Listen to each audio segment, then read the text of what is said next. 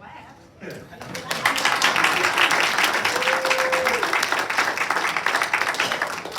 you, I feel so good. I really feel good to see everyone out here tonight.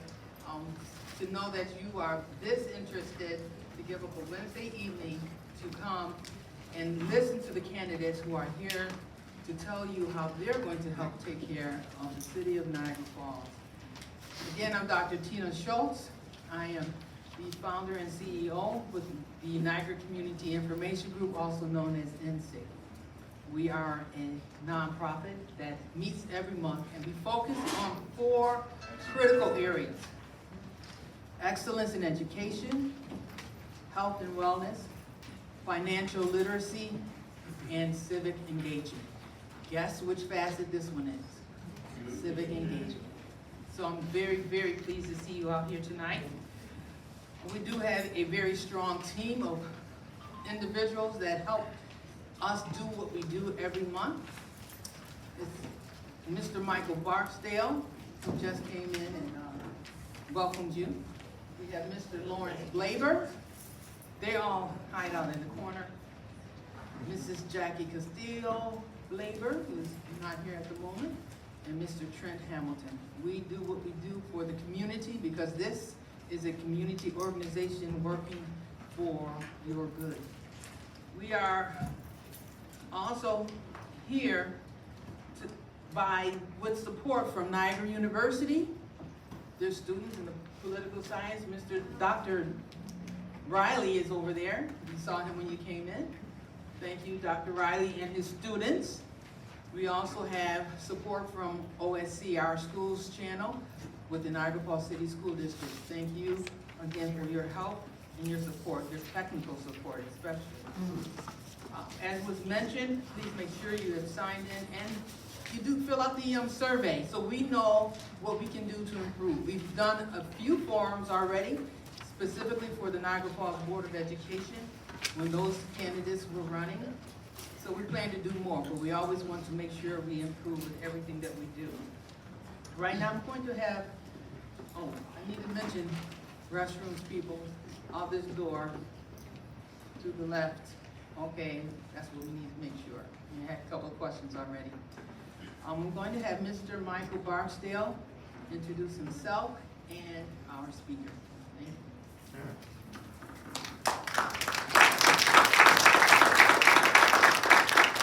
Thank you. Thank you. So I am here to introduce our moderator for tonight. But before I do that, I would like to kind of level set what's going on tonight. Our team came together with some questions that are based on the city charter, the do's and don'ts in the city of Niagara Falls.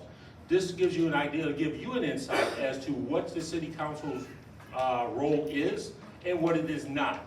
And this is what you'll base the, assess what the candidates have to say in that regard. Once we give up the questions, we had the political science department at Niagara University vet those questions for neutrality and relevance. So this is a group effort, a collaboration that we'd like to get everyone in the community involved, and also to use the local expertise that we have.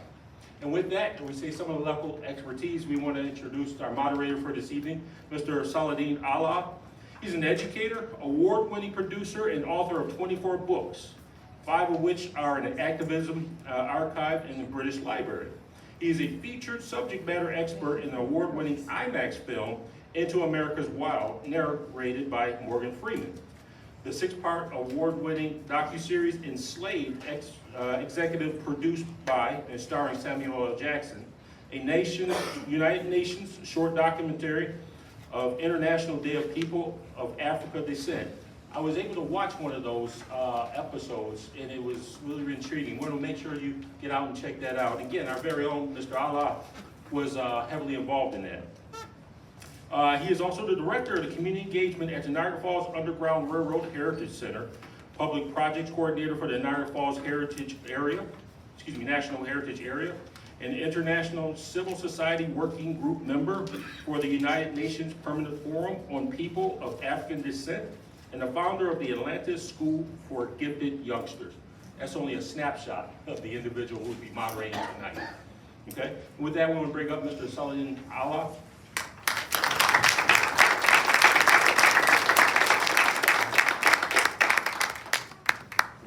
What up, y'all? How y'all doing? Good. Okay. It's good to see everybody here this evening.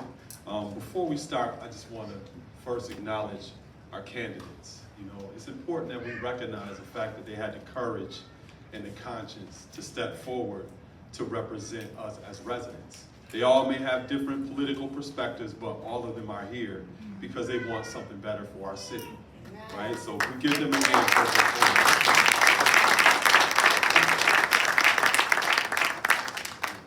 So to kind of give you an overview of the agreements, I don't call them rules, you know.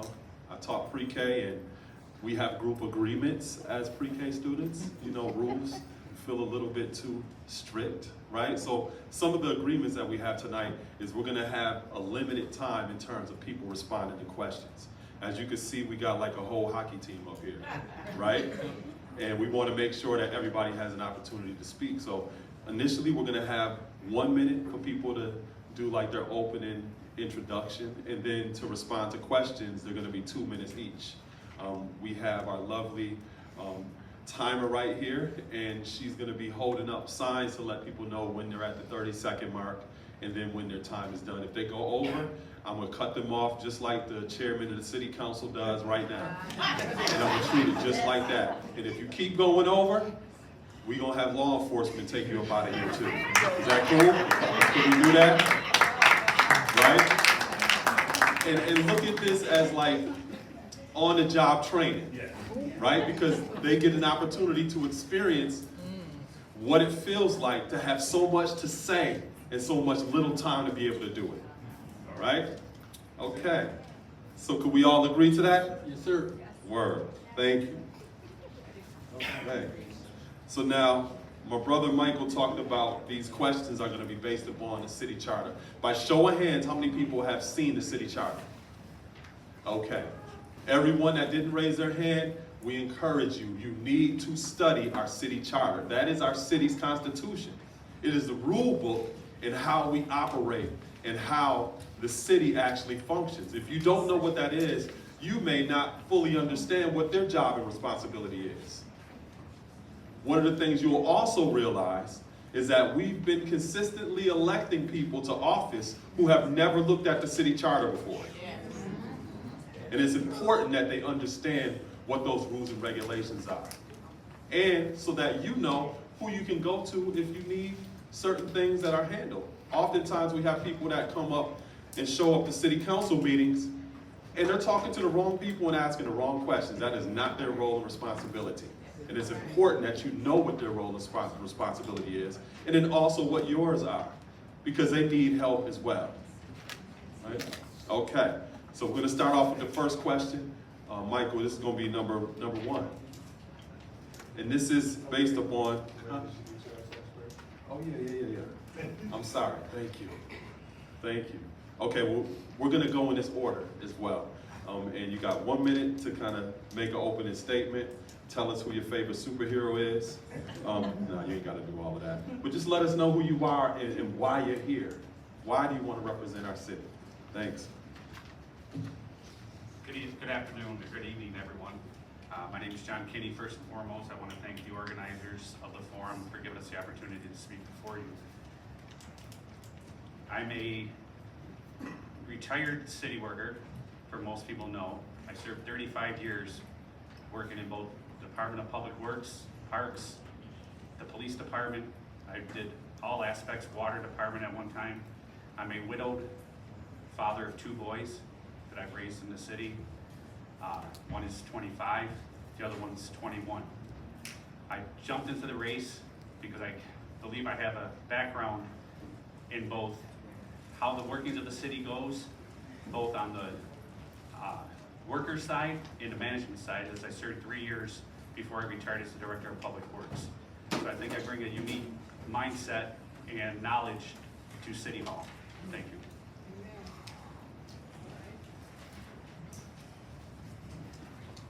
Thank you so much to everybody who came out today. My name is Noah Munoz. For all of you that don't know me, I'm a businessman in the city of Niagara Falls. I'm a family man and I'm a concerned citizen like many of you are, and that's why I'm here running. I'd like to say these are pretty loaded questions, and it's quite a lot to get through with only 2 minutes. So if I didn't answer it to your liking, it's because of the time constraint. I'd be happy to talk to anybody after. Thank you.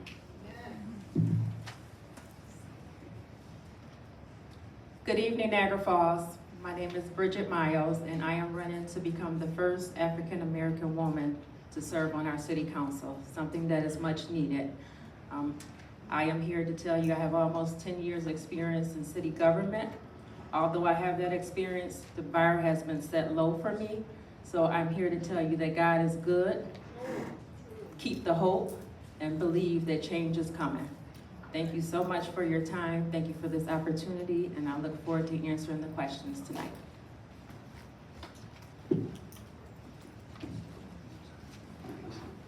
Good evening, everyone. Good evening, everyone. And I also too want to thank everybody for coming out tonight. It's a nice crowd, and it's always good to see people participating in city government. I also want to thank the moderator and the sponsors of this event, Niagara Community Information, and of course Niagara University. My name is John Accardo, and I am the endorsed conservative candidate in this year's race. I'm a retired insurance executive here in the city of Niagara Falls. I served on the council from 1992 to 2001. So if you do the math, you can figure out how old I am. I'm here because I think the city is a good city. I think it's a good place to live. We've got some issues here that we got to fix. One of the disappointments I see is that some of the same issues are still ongoing for the last 25 years. So we'll get more into that as the evening goes on. Good evening, I am Councilman Dante Miles. I'm running for re-election on the write-in ballot here. I'd like to thank everyone also for coming out, and the moderator and all of the NCIG that is hosting this tonight.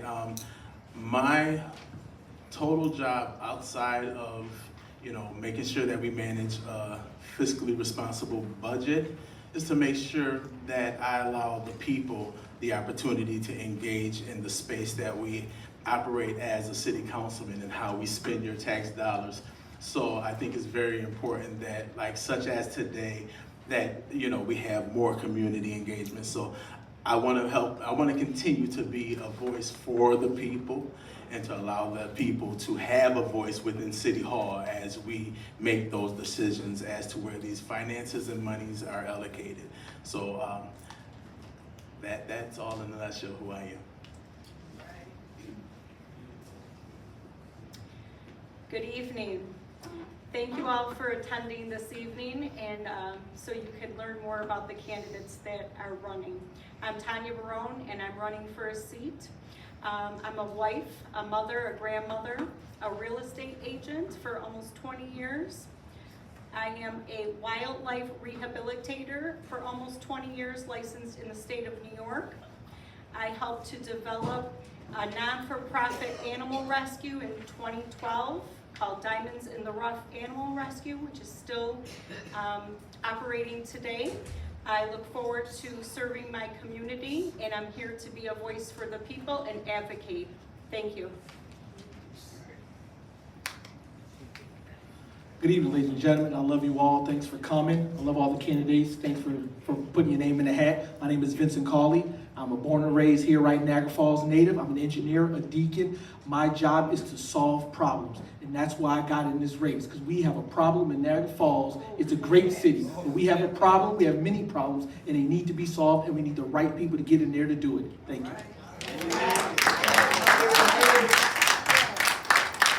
Good evening, everyone. Councilman David Zajac. Much like Councilman Miles, I'm one of the incumbents seeking re-election. Born and raised in the city of Niagara Falls, raised on the back of a locally owned business that was started by my grandparents in 1949, Zajac Funeral Home, that my brothers probably run today in the third generation of ownership. That's the way my family chose to give back to the community. I believe my best way to give back is being involved in city government, as I have been over the past 4 years, and being part of decisions that are making our city better and more prosperous. So that's why I'm in this race. God willing, I hope come November that I will be granted another 4 years to continue doing the work with whatever the council body makeup may be and the administrations. Lastly, I did just want to point out that I did notify one of the organizers that I did have a prior engagement that was originally going to make me not able to make it tonight. I was able to move some things around to be here. Unfortunately, I do still have that prior engagement, so I may have to cut out early. I just wanted to make that clear, so when I cut out, I do not want to interrupt where we are at that particular section. I just asked you all of the questions right now then.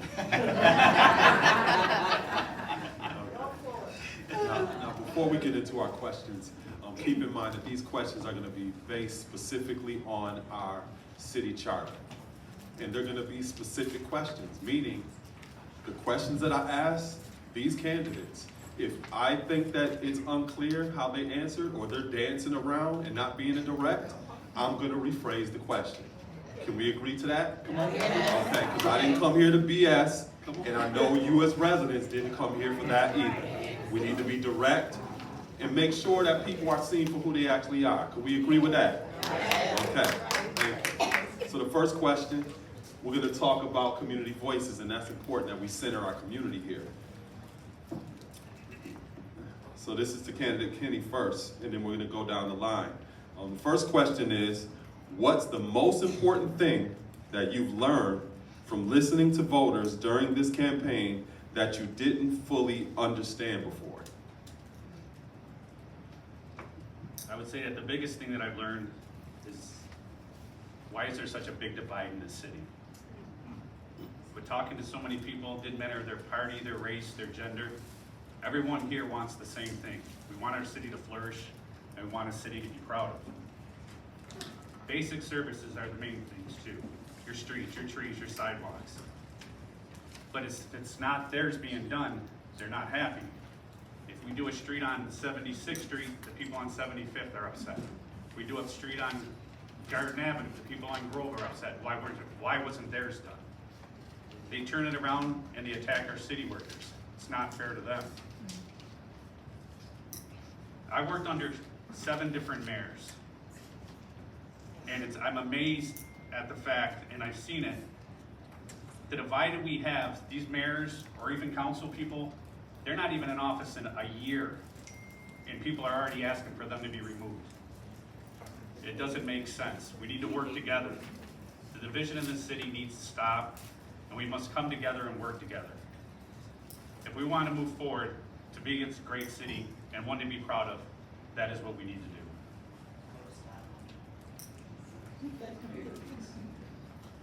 Candidate Munoz? Thank you. It's a great question.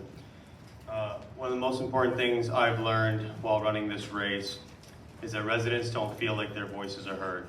They don't feel like they have a voice at the table or a voice in City Hall. It's something I obviously understood but didn't fully grasp it until I decided to run. This deep disconnect didn't just start now. It started over many generations, and it's part of the reason that Niagara Falls looks the way it does today. What I want to do is bring people back to City Hall and give you a voice at the table. This starts with your council members. It starts with your elected officials. It starts with myself and the people sitting up here at this table with me. City council isn't just about passing the budget or collecting votes or voting on ordinances. It's about making sure that government is working for you and working for me and working for all of us. My commitment to you is to create more opportunities for residents to be able to be accessible to myself and hopefully to the others sitting here, and hopefully rebuild the trust in City Hall together and get back to city council members representing you at those seats at the table. Thank you. Candidate Miles? The most important thing I learned from the residents is that the same complaints that I entered almost 10 years ago under the Dyson administration still exist. Basic issues like trees, being on a tree list for 10 plus years, sidewalks, streets, youth programming. So what I intend to do is go department by department and set up a streamlined system where the issues are logged, they're tracked, and we follow up with the constituents. Childbirth is hard. Losing my mom, death is hard. Politics shouldn't be hard. It is what it is. Do what's right for all people, listen to the constituents, and work together to run our city.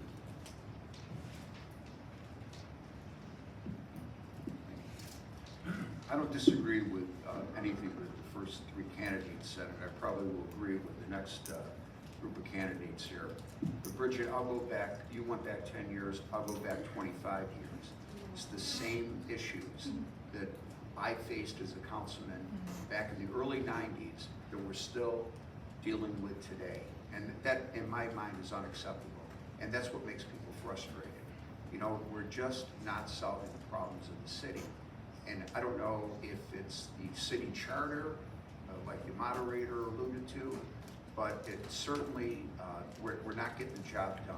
And we've had all kinds of different council people, we've had all kinds of different mayors, and people are still dealing with sidewalks, they're still dealing with trees, they're still complaining about the streets, and they're complaining about the lack of progress in the city. In fact, if anything, people are more frustrated, they feel like it's almost slipped backwards and not even maintained. So I think a job as a councilman is, you know, to try to move some issues forward and try to make us all proud to live here in the city of Niagara Falls.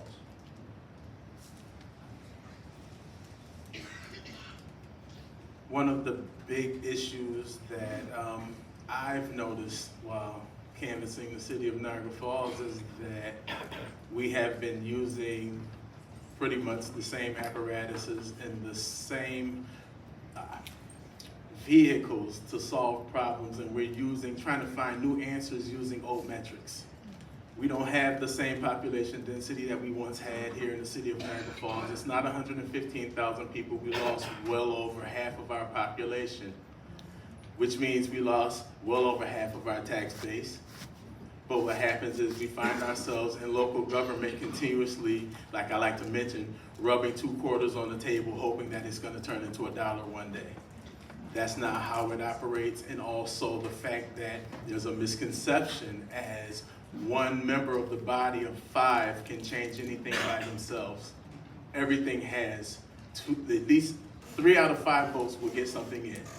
So the idea that there's any one person that's up here on this panel that can change anything, that's what I've learned. That's a very big misconception. If you don't have a majority vote, you can't pass legislation. Doesn't matter how hard you fight, doesn't matter what you do to get it in, if you don't have a majority vote, you don't pass the actual legislation.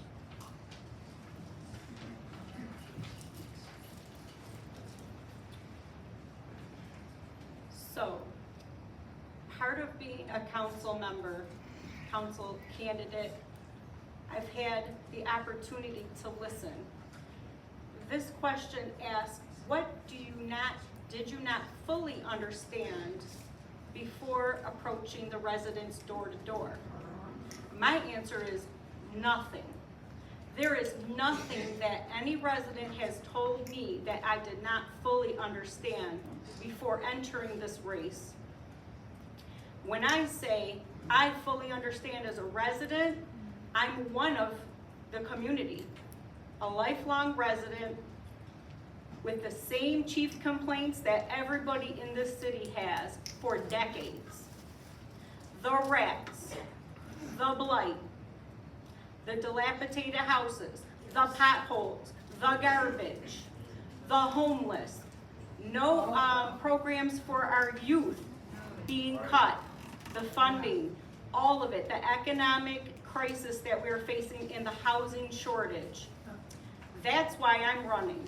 I'm here to be a voice for the people, not only because I feel like I can do the job well, but I'm also understanding, compassionate, empathetic, and I get it.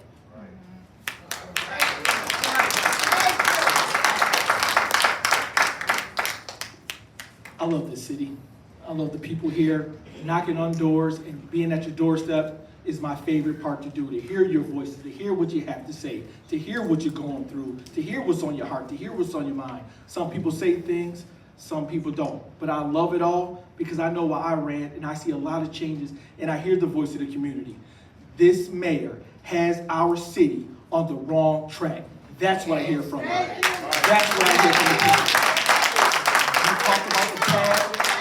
And we know we've been on a downhill slope for a while. I'm 41 years old. We've been sliding down here for a while, but we seem to be in hyperspeed. And I love every single one of you. I love the candidates here, but people are tired of the good guys being punished and the bad guys being elevated. We're tired of the connections. We're tired of people who've been around Niagara Falls for a while. They get their name dusted off and they want to run for office. We're tired of people who've already been working in the system, coming in the system to try to fix it, but they've already been in the system for all these years. What have they done? We're tired of people, the community is saying we're tired of people getting sweetheart deals and then want all of a sudden get in government to try to be on the other side and try to say they're going to fix the government. We're tired of people who work for the mayor and then want to get on the other side and try to do something with the mayor. That's what people are tired of. We're tired of the connections. We're tired of the nonsense going on, and we need people. We need a unified front of 3 council people that want to fight for the people. Thank you.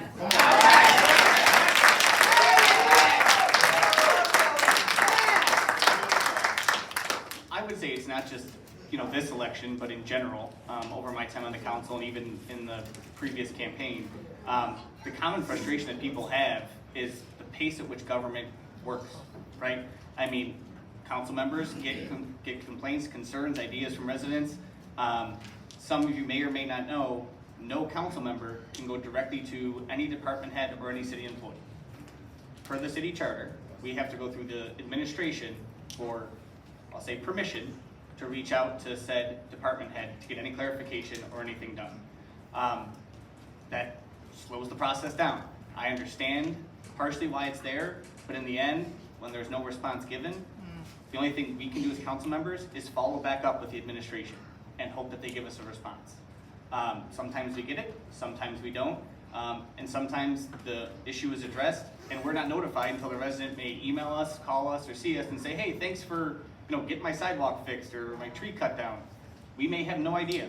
And any council member here or previously can attest to that. So I definitely think that, unfortunately, we're hindered by the current version of the charter and how that operates.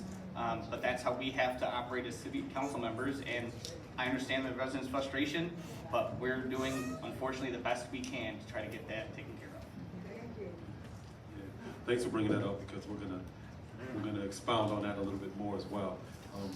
Michael, number 5. So the next question is the role. Let me preface it by saying this: the role of a council member involves mastering complex procedures, from drafting legislation to managing multi-million-dollar budgets. There is no mandatory training for this job. Let me repeat that. No one has training to get up here and to serve as a city council member. So unfortunately, it's on them to come up with some type of strategy of how they can learn this job. Some people never do it. So the question is, what is your specific concrete plan to rapidly get up to speed and ensure that you are an effective legislator within the first 90 days of you being elected? We can start with you, Noah. Very good question. It's very simple. I would use the same approach as I used in business very early on, and that's listening, learning, and surrounding yourself with the people that have the knowledge, whether it's those that have came before you or going and looking at other municipalities to find the answers. I commit to meeting one-on-one with all the department heads, contrary to what people think. I will meet with the department heads. I will understand the role of everybody in government in order to help them and so they can help us. We all want to be successful, so it's important that we all communicate with each other. The quickest way to get a real picture of what's going on in the city is to talk with all the department heads and talk to council members that have come before us as well.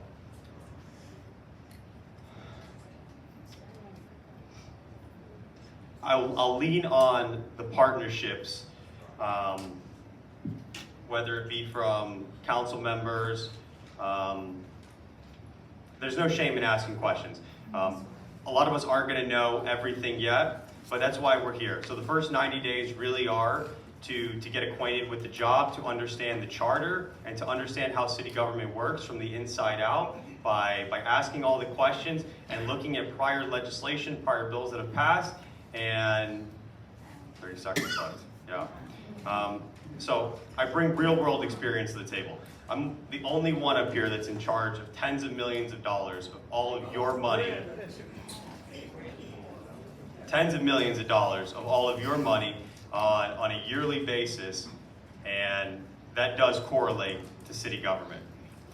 Negotiating through deals, managing budget, that's directly in my skill set. So that's what we'll bring to city government.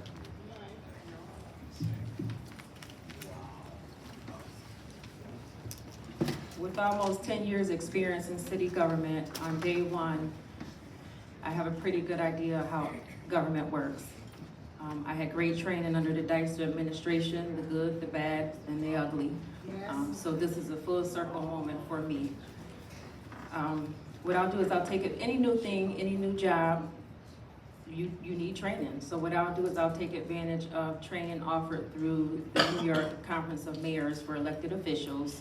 And I'll go to regular seminars, I'll talk to seasoned council members, and I will have to sit down with our mayor and city administrator.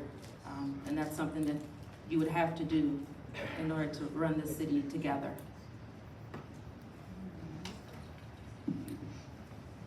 As I mentioned earlier, I served on the city council for 9 years, so for me, it would be like riding a bike. You know, you haven't ridden in a while, but you just get back right on and ride. I can tell you this, that even with a degree in business administration and having run a business for almost 40 years, the city budget is a big, it's a big document. You have to understand how it's put together, you have to understand how it works. And even after 9 years, I can tell you that there were still things in it that I didn't fully understand. There's a lot of moving parts to it, but I think one thing that's important, and you know, anybody up here who's going to have to deal with this in the next coming years, the city, the budget really starts in January. You know, you have to meet with the department heads, you have to get to know the employees, you have to get to know the jobs they do, what the department does, and you work through it from there. So that when the budget comes out in October, you know, you have a pretty good idea of the functions of the departments and how they operate. It's a cumbersome budget.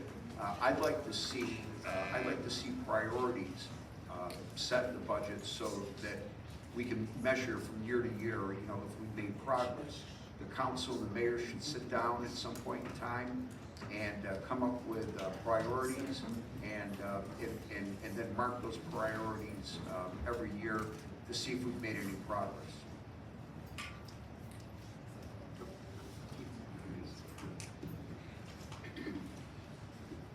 So when it comes down to what we're talking about, us not being able to talk directly to the department heads, one, it's a lack of communication and a lack of transparency. So therefore, the city charter that we're talking about right now needs to be revisited and changed. And guess what? We as a city council body with the majority vote, and it has to be a majority of the people in the council willing to do so, and not just talking the game, we can actually change the city charter to give us back the oversight power that we need in the city council. That's one.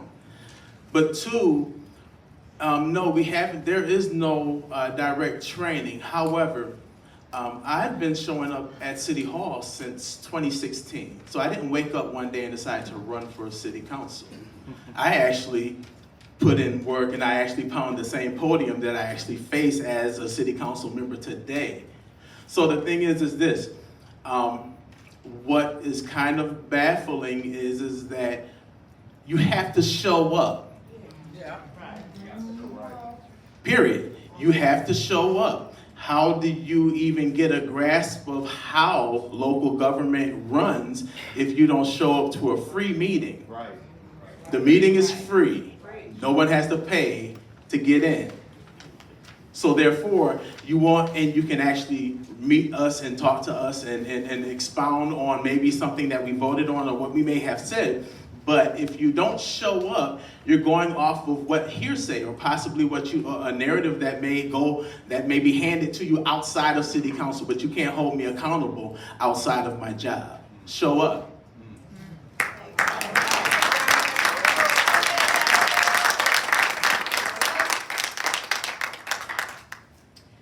When I began coming to City Hall almost 2 years ago on a concern and grievance of my own, I started pounding the podium just as Mr. Miles just stated. And that's how I started. It opened my eyes to so much more than what I was there for, and led me to this path that I'm on now. A collaboration not only inside City Hall with people that are doing this job currently. We lean on them for insight, information, education, training, because like Noah had said previously as well, we're not going to know everything. Okay, there is no formal training, but when you have the backbone and the fortitude and the ethics, and you want truth and transparency in your government, you will work as hard as I have and others have to be in this spot today. Now, it does not only take collaborating inside City Hall, but outside of City Hall as well. The voice of the residents is very important. Right. They are my #1 priority. They will continue to be my #1 priority. And there are a lot of nonprofit organizations working so hard that don't get the recognition in our community. Right. Collaborating with them as well is very important. And I continue to do what I've done for almost 2 years now, and that is make connections, meet new people, and see what we can do together to make a difference.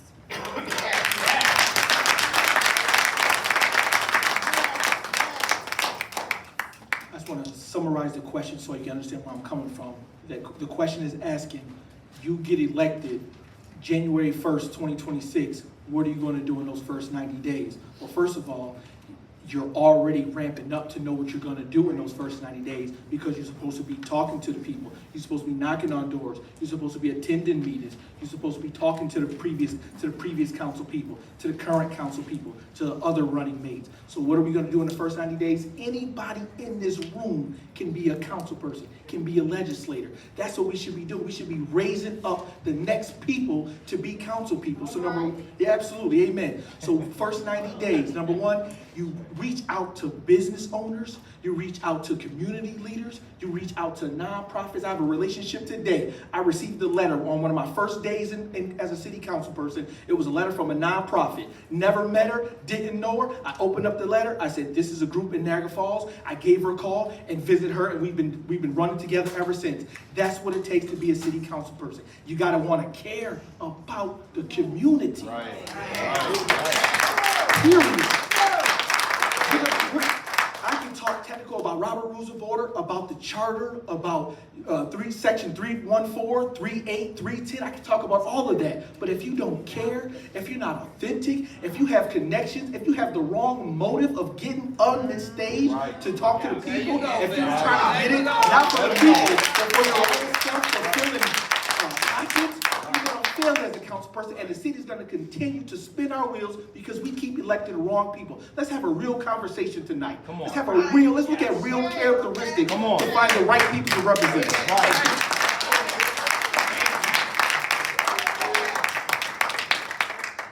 I would have to say my biggest lesson I've learned over my time on the council, and that I believe I've shared with former councilmember Cawley when he was with us, is I believe you have to have a good balance of open-mindedness as well as being steadfast. Just because you may not be of the same party affiliation I am, or we may have disagreed on something previously, you shouldn't let that cloud your judgment going forward. That goes for working with council members or the administration.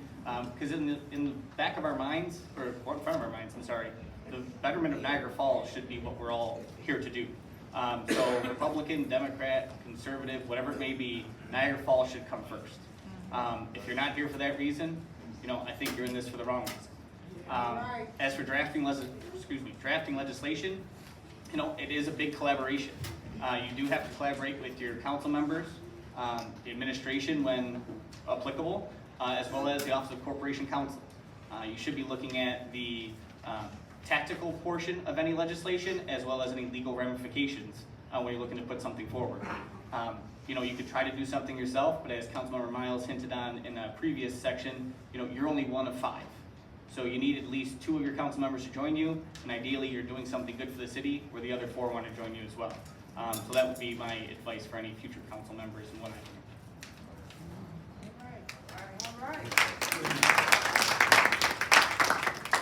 And so as was shared, city council members, in order for them to deal with any city employees, they have to go through the city administrator and the mayor. So for example, some of you like to come to city council meetings and scream at the council members about certain things that is a department issue. That might be a forestry issue department or DPW's problem. As council members, they cannot go to the head of DPW and forestry in order to tell them what to do. The executive branch is responsible for managing the day-to-day operations of our city services. And like was shared, that can cause a delay sometimes because for whatever reason, maybe the administrator or the mayor might be out of town. You might need an issue that needs to be addressed that day. But a city council member does not have the authority to address that issue. So the next question is, you didn't go already? Oh. My bad. You said you were going to go off every once in a while, so I didn't want to interrupt. Okay. I didn't want to interrupt. My bad. It says that, how would we ramp ourselves up? Number 1, if you don't know, you ask. Questions, it was stated, there is no dumb question, there is no stupid question. If you don't know, you need to ask. I stated that I've worked quite a few years for the city. I served as a union president, sat on, looking at the city council, fighting for union issues for many years. I commend the city councilmen and councilwomen that have been up there because it's not easy when people are at that mic screaming and yelling at you when you, like Sally's just said, a lot of the stuff is department stuff, department head stuff. When I was a department head, you couldn't come to me, you have to go through the mayor.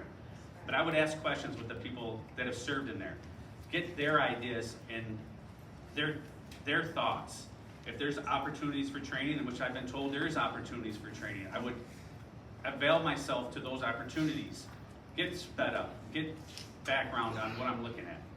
I've put together multiple budgets within the city. I dissected budgets within the city, put them together as the director of public works, dissected them as a union president. So I moved money here, there, and everywhere. I would like to open up an agenda for communication and push for open communication. I know how the charter works, and it protected me as a director that I didn't have to get calls all the time, but sometimes I did need the call. And I was allowed to get them if we did it the right way pursuant to the charter and it went through the administration. But open communication is what needs to be done for us to move forward. All right. It's my time now? I'll go back to our moderator at this time. Okay. Yeah, so let me continue what I was saying in regards to that requirement through our city charter where you have to go through our city administrator or mayor in order to directly deal with our departments.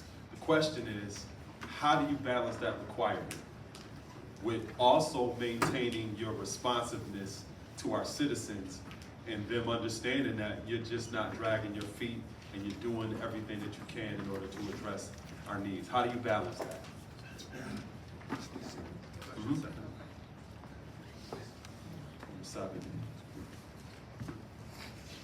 Just to be clear, the mayor of the city of Niagara Falls was elected by the people.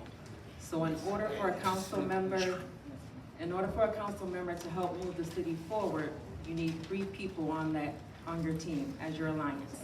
You need to be able to sit down with the mayor and the city administrator, open communication. You're not gonna get anything done. We're gonna be in the same situation that we're in now if you can't communicate with the chief of the city. No matter how you may feel about him personally, as a leader, you gotta put that feeling aside and sit down at the table for the people. So if you have a voice for the people, then you need to put your personal feelings aside and sit down at the table and represent the people. There's no way around that. There's no way around that. You have to communicate with the mayor, you have to communicate with the administration if you want to move the city forward. Otherwise, we'll be stuck in the same situation we're in now. Thank you.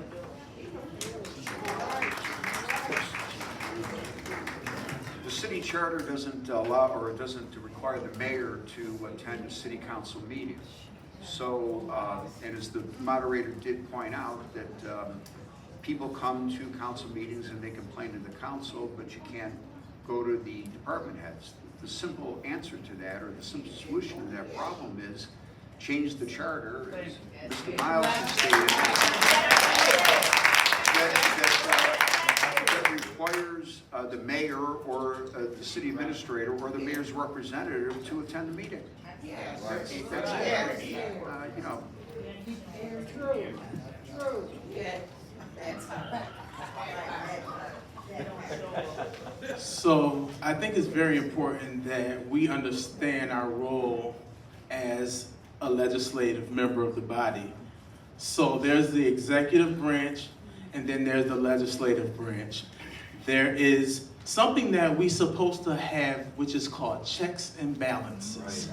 So therefore, what happens is this: the council, we write legislation, we write law. The mayor can bring something to our table, but if it doesn't make fiscal sense, it doesn't matter if I sit with him 10 days out of the week. Right. If it doesn't make sense for the city, then if you're working on behalf of the people, then you would go ahead and you would pretty much go against that theory. So the thing is this: we have to make sure that we understand our roles. Our roles is not, it's good to work, it's okay to work with the administration. It's not okay to work for the administration. We have to understand who we work for. So when you get elected in this position, you work for the people. You work for the tax dollars of the people. You work for the quality of life of the people. You work for all of the different things that we deal with, and the different aspects that the community members that come to that podium that we have to listen to.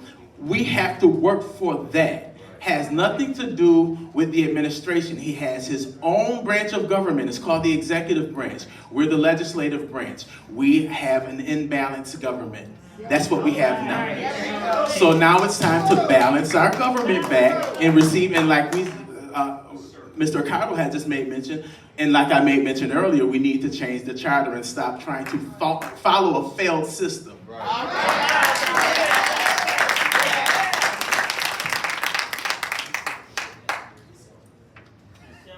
So in order for this to work efficiently and effectively, we need direct communication with our department heads. There should be no stranglehold on the city council. We should be able to freely talk to anyone when it pertains to the city as a whole, a resident's issue, the whole community at large. So, as Miles just said, Mr. Miles, the charter needs to be changed, period. There are many things in the charter, not just this that needs to be changed, but I'm not sure if you're all aware, the council has the power to investigate any department inside City Hall.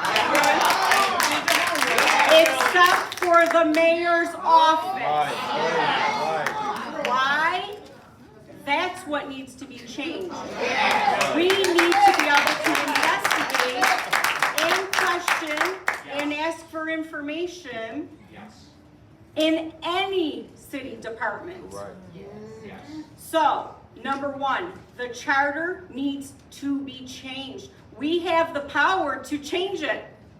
That's what we will work collectively to do. Because if we want direct communication and effective communication to solve these issues, we need to remove the stranglehold from our city and from the council. Give the council back the power that we were intended to have to begin with. Not only for the council, but for the people. Correct.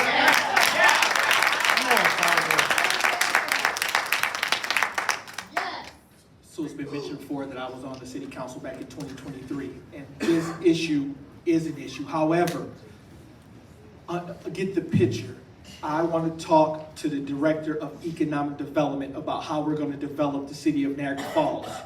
It's an executive policy that director says, Vincent, I can't talk to you. You got to talk to the mayor. So we can change the charter or change the mayor, but that's another point. That's another story. We're talking about the council, we're talking about the council and the council right now.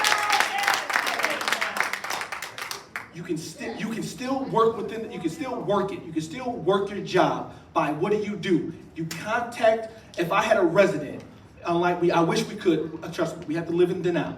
I wish we could just call DPW chief and say, I need this tree removed on 113 ABC Street. Can you please do it? It's dying. This owner has been here for 30 years. They've kept it safe. They're trying to protect their family. Their family almost died. That's a real thing. The family almost died. Can we have this tree removed?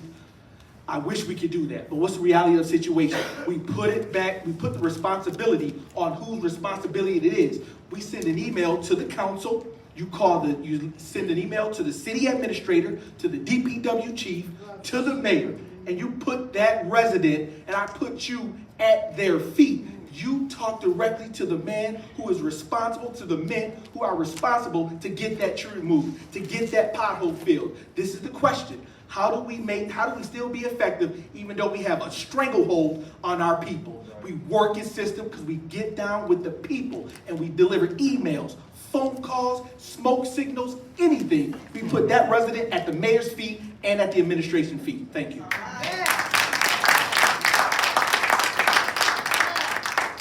I mean, a lot of the previous council members or candidates kind of took some of the things I was going to say, but in the end, I mean, it still goes back to kind of what I said previously. You still have to be open-minded when it comes to dealing with the administration or council members. You know, I'm not always going to agree with the mayor, but in the end, if a resident comes to me and needs assistance with something, it's my duty to go to the administration and try to get that answer. If I can't, via an email, follow up with another email. If I can't, try to set up a meeting or a phone call. In the end, it's incumbent on us to, you can't hold grudges in this position. And if you do, the only ones that suffer are the residents. And I don't want to see a resident suffer as much as I may disagree with any administration or council member. I still have to work for the best part of the city and or address that resident's concern. Again, it's not always done quickly. It's not always done at the pace I would like to see it, or the resident, or maybe even the administration or the individuals addressing it. But in the end, as long as we can follow up on it and get a reason to why it is not being addressed or why it's taking so long to be addressed, I think that's the information that we have to pass along to the residents to ensure that to them that we are doing the part of essentially being a middleman, unfortunately, middle person, sorry, to try to get their issue addressed or at least an answer of why it's not being addressed. All right.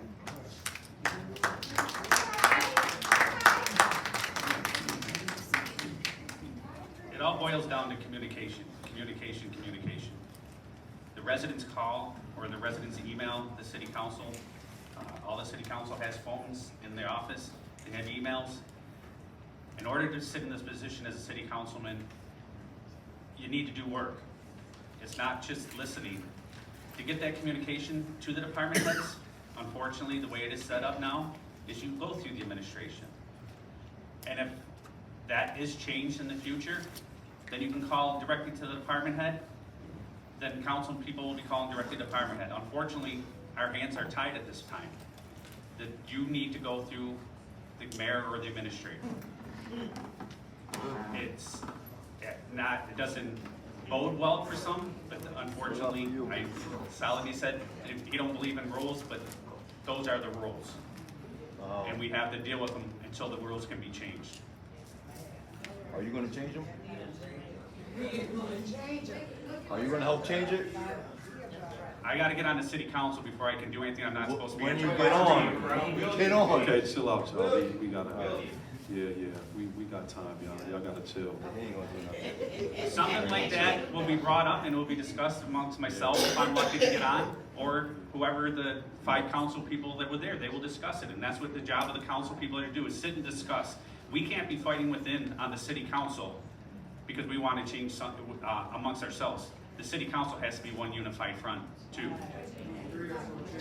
Right. So when it comes to the residents, we need to, when they call, when they email, we need to be in City Hall, answering that phone call, answering that email, and getting back to the residents on what we can do or what we can try to do for them. Yeah, a lot of talk about changing the city charter here. Why not just do it now? Why are you guys waiting? Everybody's talking about it, right? Just do it, right? Have your people up there do it. Now we'll get on to the question.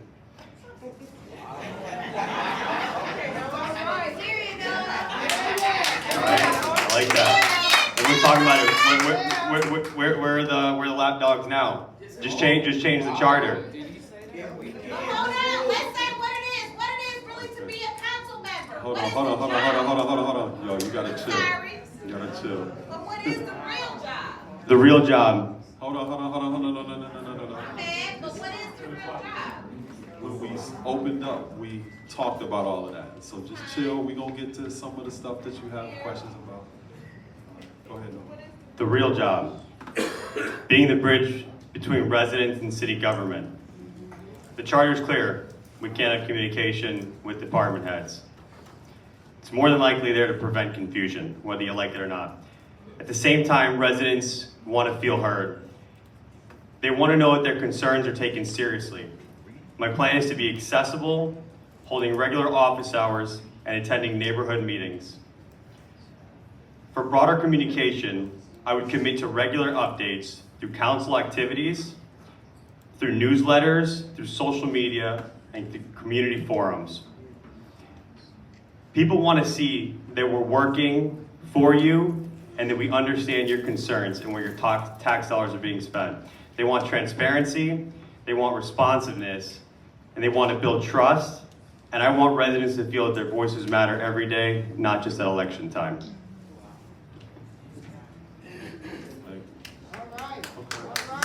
So we're going to unpack that a little bit further in regards to the charter. We're going to unpack that a little bit further.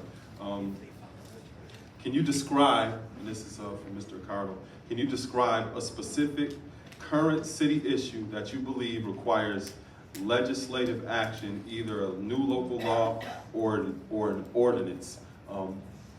Maybe something more specific within the city charter that you see, or just something that you see generally speaking that needs to be changed. You know, I don't think I'm mistaken by this, but I'm sure the people in the audience will know this. I don't believe that the current city charter has ever been codified. Okay.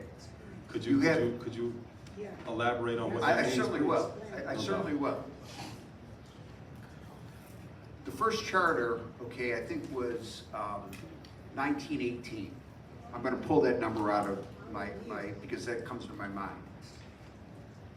The second charter was ratified by the citizens of Niagara Falls in 1988.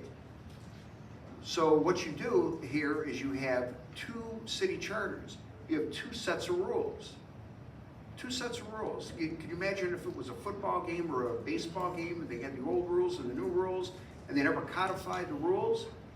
How do you play the game? You know? So what you do in this case here, and this happened to be more than I can count on, and I'm sure the current council members here will attest to this, you get the interpretation of the old charter, the new charter, and the interpretation of the rules. So you can make the rules do anything you want it to do. And I think that's the reason why the city of Niagara Falls has the problems it has today, because the government just doesn't work right. Period. Right.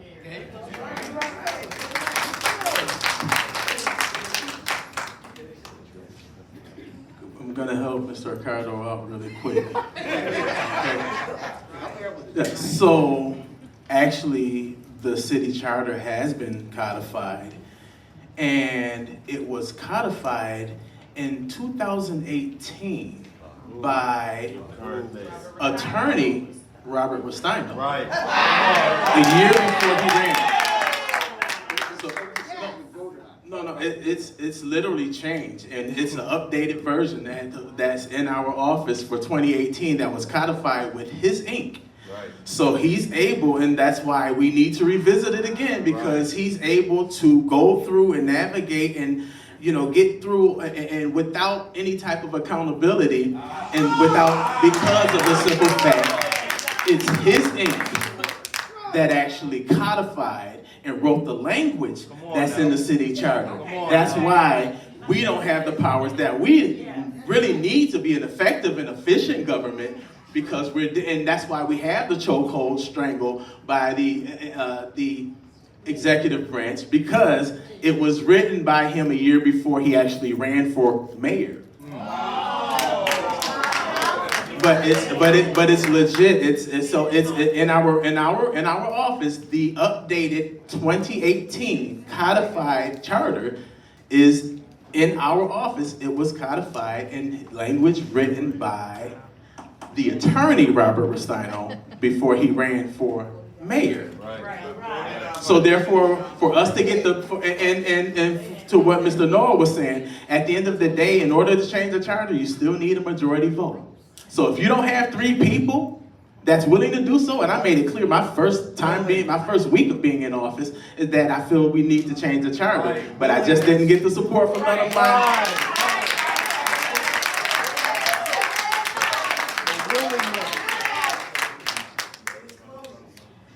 I'm here to support that idea.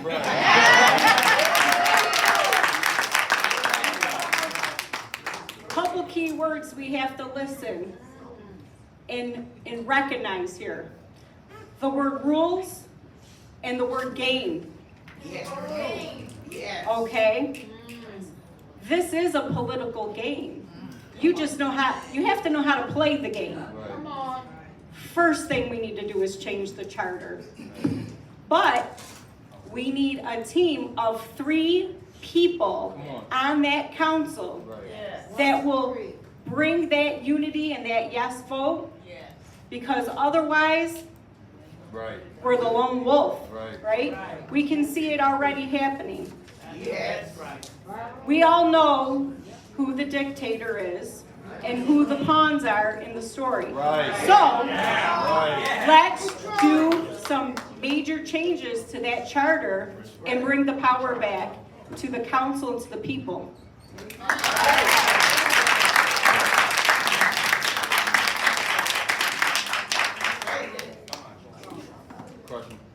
Yes, indeed. Time to change the charter, no question. However, with that being said, what specific legislative action will you take, Vincent? What are you going to do? Well, for one, I'm gonna name a couple too, because they're both on my heart. I have a brother who has cerebral palsy. I've knocked on a lot of doors with their kids that have autism. We don't have an ordinance for the ADA here in Niagara Falls. That's an ordinance and law that 3 people who want to fight for the people, who are not beholden to anybody, and they want to advance an agenda for the people, you will help make Niagara Falls ADA compliant, so we have more accessibility for our, in this case, it was Americans with Disabilities. That's the Americans with Disabilities Act. We need that here, amen. We need that here in Niagara Falls, so we have more accessibility for our residents. And number 2, we're talking about legislative actions. What can the council do? If you're not bought and paid for it, if you haven't been working for the mayor, if you haven't been around and need to be dusted off to run as a puppet, and somebody said if you can get a meeting one-on-one with the department heads, are you handpicked or not? So anyways, with that being said, another one is we don't know how much money. We have heard numbers, but a document of how much money we've been spending on lawyers and outside counsel for this eminent domain debacle. We need 3 council people sign on a resolution to compel the administration to give the city council how much money we've spent on lawyers and all this other nonsense trying to get land we don't own. Right. That's what we need to do. Those are two legislative agreements.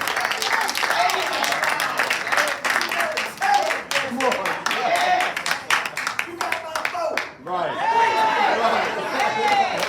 I know y'all lit, but y'all gotta chill so everybody can hear. Everybody need to hear the candidates, y'all. I'm also gonna take a little veer away from the charter. Well, the candidates do have some very good points on that, and that's definitely something that the current council and incoming council can obviously look at and take some action on. I think a current situation that we can look at with legislation or an ordinance, and it's something that I've actually had discussion with one of my current colleagues on, and that is some form of e-bike legislation. You know, anyone in the room that has an e-bike or knows someone that has an e-bike, or your kids have an e-bike, grandkids have an e-bike, you know, they're an enjoyable thing to ride and use around. There's you know, businesses in the city that rent those out to tourists and so on. You know, there's broad rules in place by New York State, but I think we just need to refine something for the city of Niagara Falls. Because let's be honest, how many times this past summer alone did we go on social media or the news or the newspaper and hear about, you know, an accident on an e-bike or anything like that? And I mean, most recently, the young lady that was hit in LaSalle on one. And she was in the hospital for quite a while. Thankfully, she's made a recovery. But I think that's something current right now that I think the council can look at some legislation that, again, we're not reinventing the wheel. Look anywhere across the state or other states and craft something that fits our local needs. To keep e-bike users or e-bike motorists safe, as well as allow them to still have free range across the city.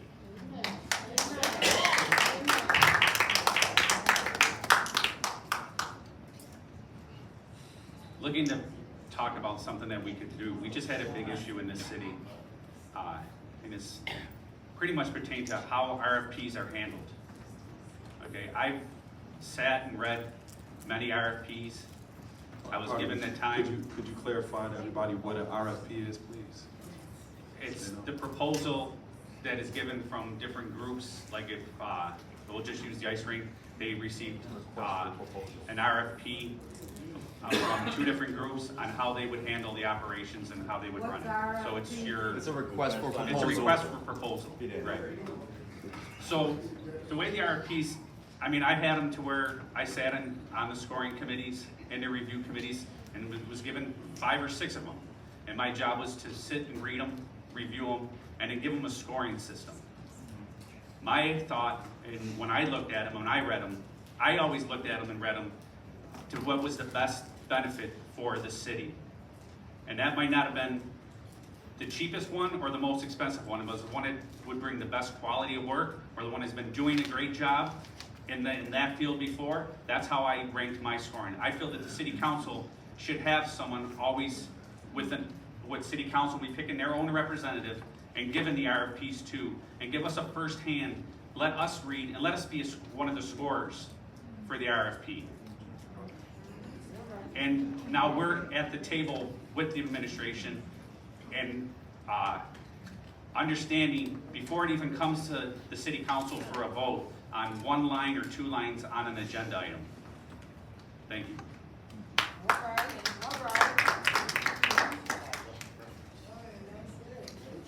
Go ahead, Noah, it's on you. Number 2. Yeah.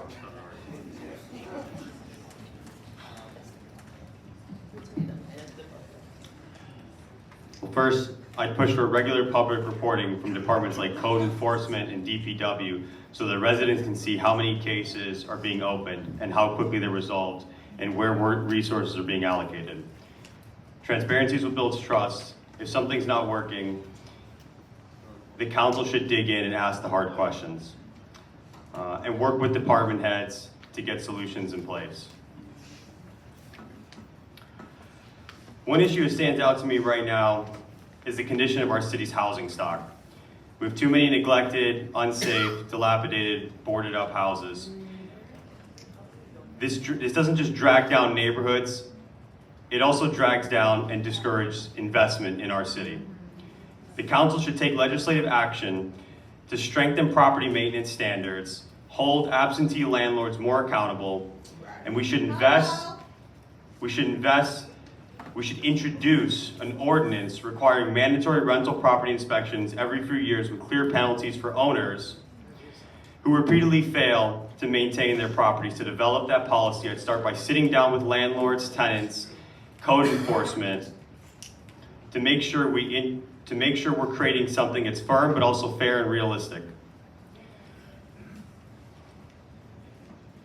We should look at what's working for comparable cities and implement those practices here in Niagara Falls.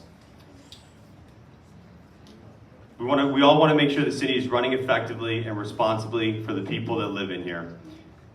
Thank you.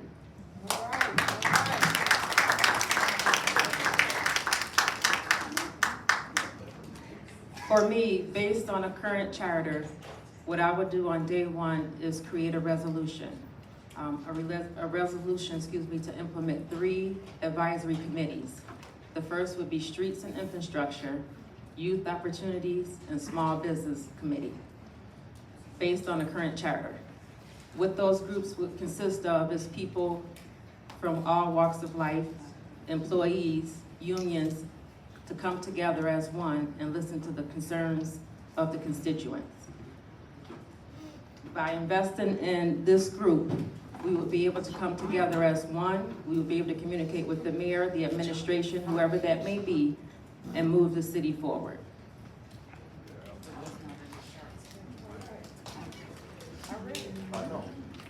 So as a side note, I just wanted to say that all of you are sharing some very great ideas. Yes. And regardless of this election, it is my hope that you stay engaged. Because you may have people that make it elected that may not carry further that vision that you have. So please stay engaged regardless of whom or what. That's right.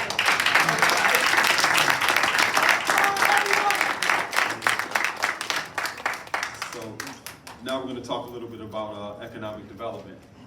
So Mr. Miles, my question to you is, from your perspective as a council member, what is one capital project or long-term investment that you feel is most critical to the economic future of Niagara Falls?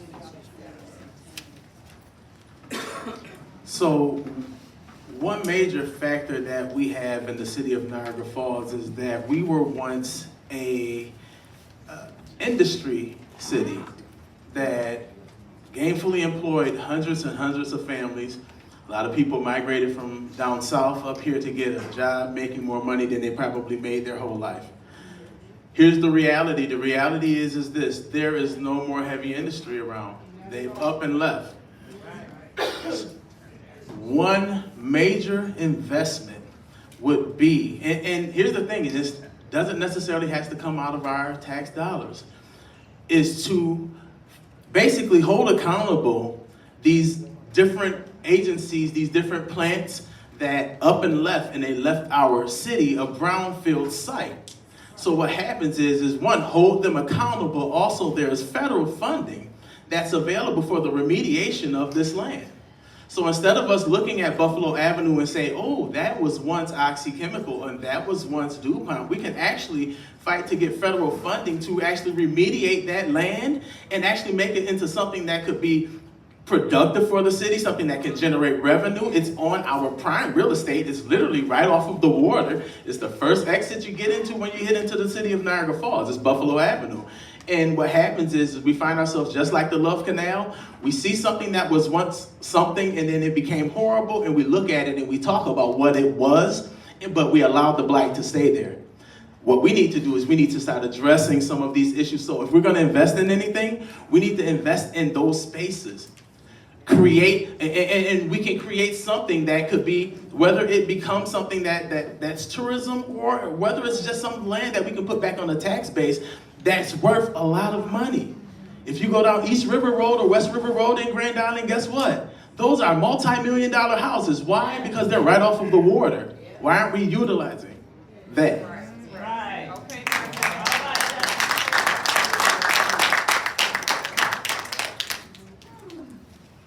So I believe that instead of tackling the root causes of our issues here in the city, we're putting a Band-Aid on things.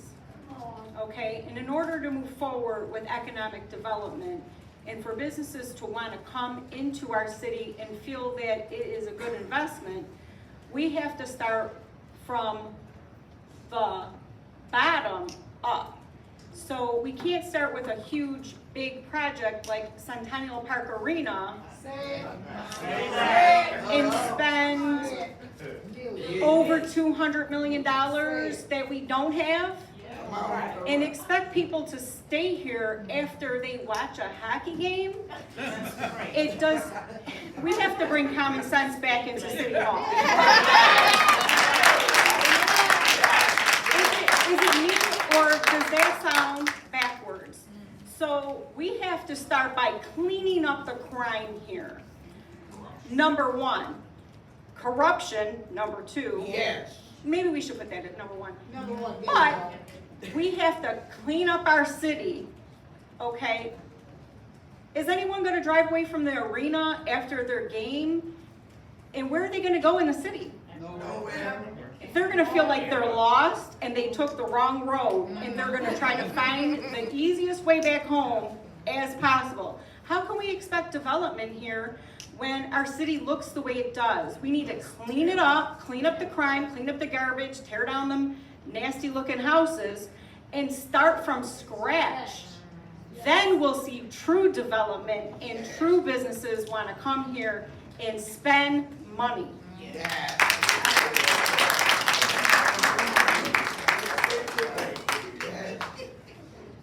And that is the key, ladies and gentlemen, to economic development, to real economic development. The city has a budget, but true economic development will come from private sector investment. And in order to get that private sector investment, Vincent, break that down. That means people who want to invest in Niagara Falls. That doesn't include the government, business owners, people from outside of Niagara Falls. And we're not talking about the slum landlords that live out of town, that's holding on to properties.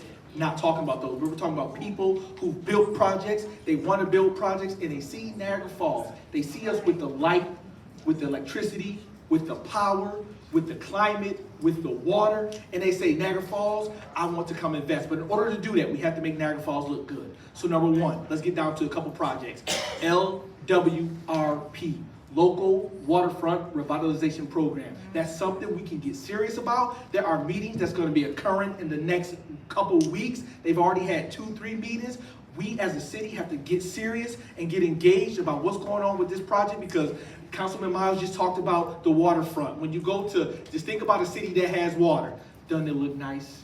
Don't the houses cost more? Don't it just feels right, like I'm by the water? Well, we can have the same thing in Niagara Falls. So that's absolutely one project we can get serious about and they want to invest in, and we have the water and the land and the money is out there to do it. We tapped the New York Power Authority. They're generating billions and billions of dollars. Why don't we have a project that cleans up, number one, starting with our infrastructure, what's under our feet every day, every other day. Every week, I'm getting a text message. The water main at DeVoe and 10th broke. The water main at this place broke. The water valve at this place broke. I know it's the water board, but it's something as a capital project we can focus on getting our infrastructure, our piping, what's under our feet, our sewer system, our wastewater treatment plant. You don't want to be drinking mud, do you?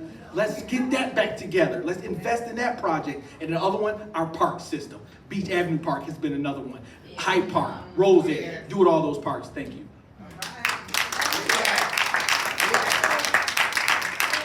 Mr. Cawley kind of picked up where I was going to start off.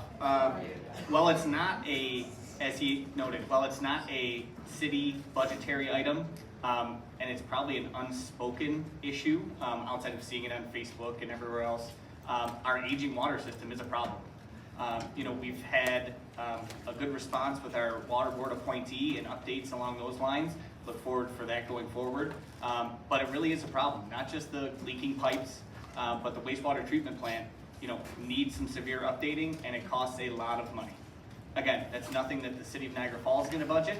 As Mr. Cawley noted, that's Niagara Falls Water Board.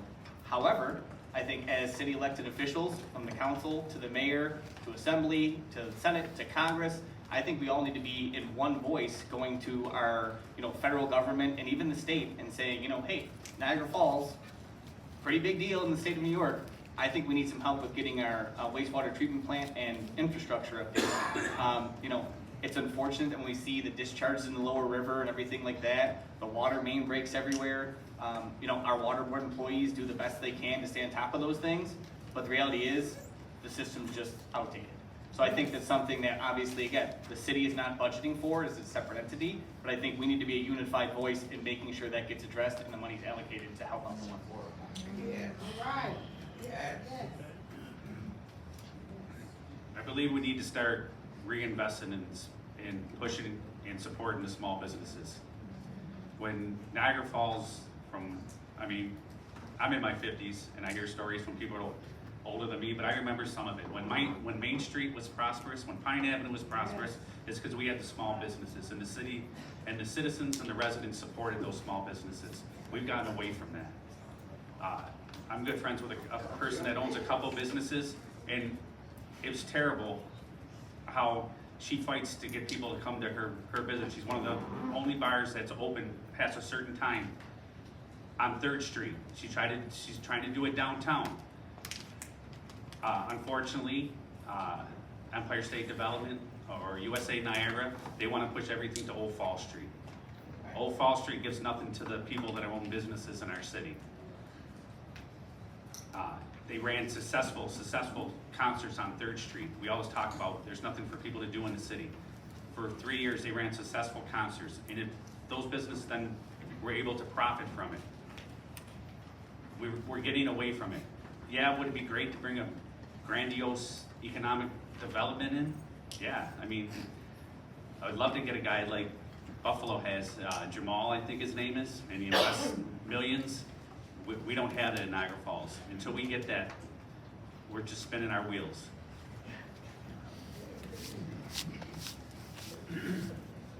Long-term sustainability and equitable development do start from the ground up, like a house. You have to start with the foundation. It's actually joy to my ears to hear a couple of council members talk about this, because as a real estate professional, I understand this is one of our biggest problems, upgrading our water and sewer infrastructure. Now I feel like I'm beating a dead horse. Reliable modern infrastructure is the foundation of everything. It's the foundation of public health, of economic growth, of neighborhood revitalization, and attracting new businesses. As a council member, I would keep this project a priority in multiple ways, including policy and oversight and budgeting. Making sure funds are allocated efficiently and consistently, even in tight years. I don't think a lot of people know, but the Water Board was a part of the city of Niagara Falls at one time. How it got to be a separate entity is a discussion for a different day. Clear standards and requirements for contractors need to be implemented as long as timelines and transparency, so this project is executed responsibly. The council can use its oversight and its investigative powers to monitor progress, ensure deadlines are met, and that residents and small businesses are not negatively impacted by construction, because it is an issue. I would ensure that public engagement throughout the process by hosting community meetings, providing regular updates, and listening to concerns from you, the public. By combining strong oversight with transparency, residents' input can have a long-term investment in our city, which will cause it to strengthen and support growth that directly benefits you, the people.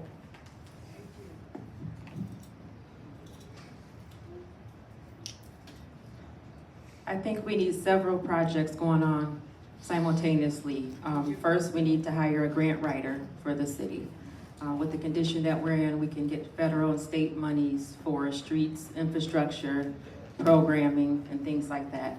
I would also continue to partner with the Niagara Falls City School District, as they have the P-TECH program for students, and they partner with the colleges to get credits. As well as Junior's Truck Stop, was going to be turned into a vocational facility, things like that. And then on Main Street, it's up and coming. 4 properties was awarded to investors today. So be hopeful, help is on the way, and just trust the administration and your leadership. Vote for leaders who will move the city forward, not tear it down. Thank you.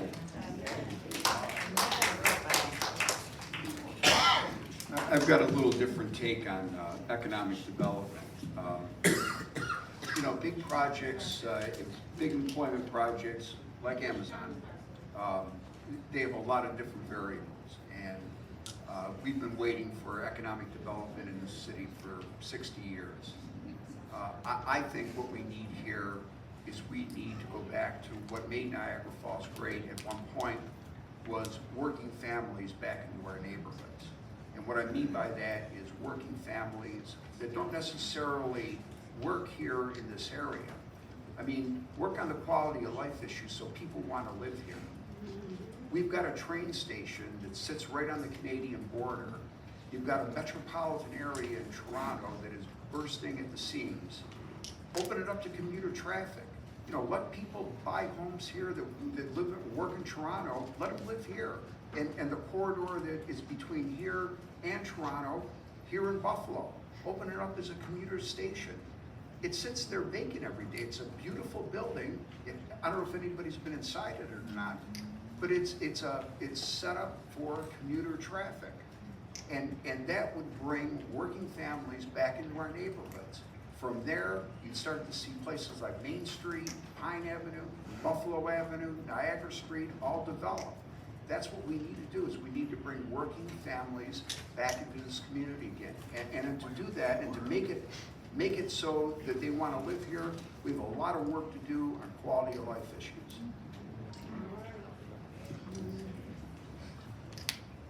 All right, so some of you mentioned a little bit about crime, so I wanted to ask a question about that as well. So this is for you, Ms. Perone.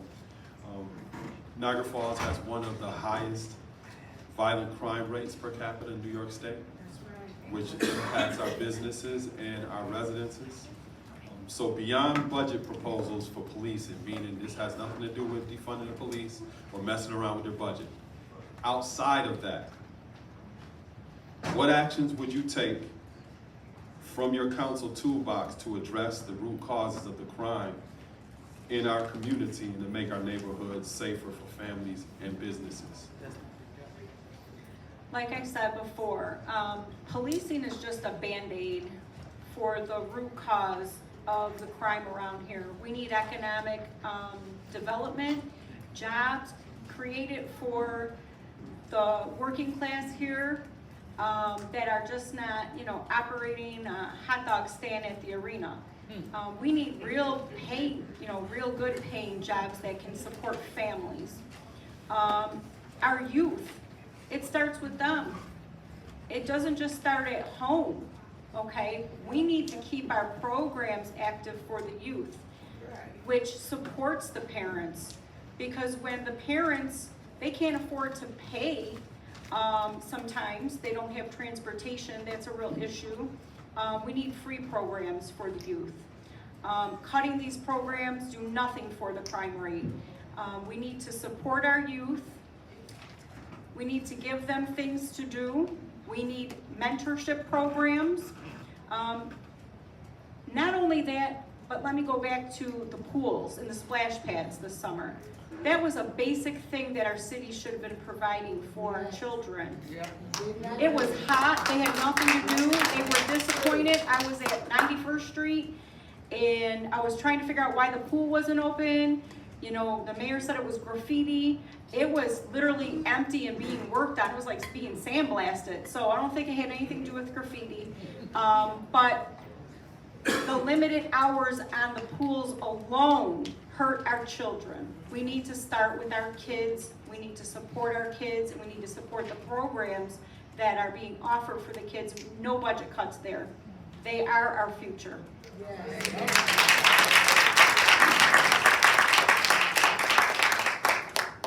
One aspect of crime is, let's see, can somebody please finish this statement? Idle hands are, that's it.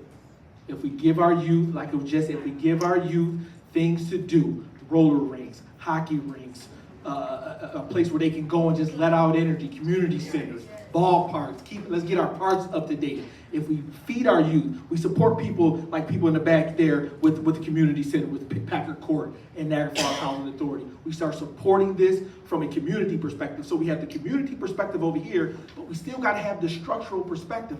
Why can't we get some cops walking the beat to meet the people? If a crime happened, oh, I know Officer so-and-so, man, let me go tell him, he mad cool, he ain't gonna do nothing. He not gonna go rat me out. We work with the anti-gun groups. We work with the community groups. We get the parents and the kids and the community leaders all together in a cohesive unit working together. We have a liaison between if a student gets suspended, let's not have him out there just floating around. We have a group of men who can go to that student and say, hey, what's going on in school today, man? I heard you was acting up. Let's start putting a standard on our kids so that they can raise it up instead of having them go to the lower standard. So that's crimes in our youth. What about crimes in the adults? Like was already mentioned before, let's start bringing in private sector development so we can get full-time, livable wage jobs that they can sustain a family and do things and take care of their family that they need to do. Not depend on daddy government, but depend on their own agency, their own two hands, their own 2 feet. And make a living and have that honor, that dignity, that character, so that they can take pride in living in this city and we can all make a better city in the city that we love. Thank you.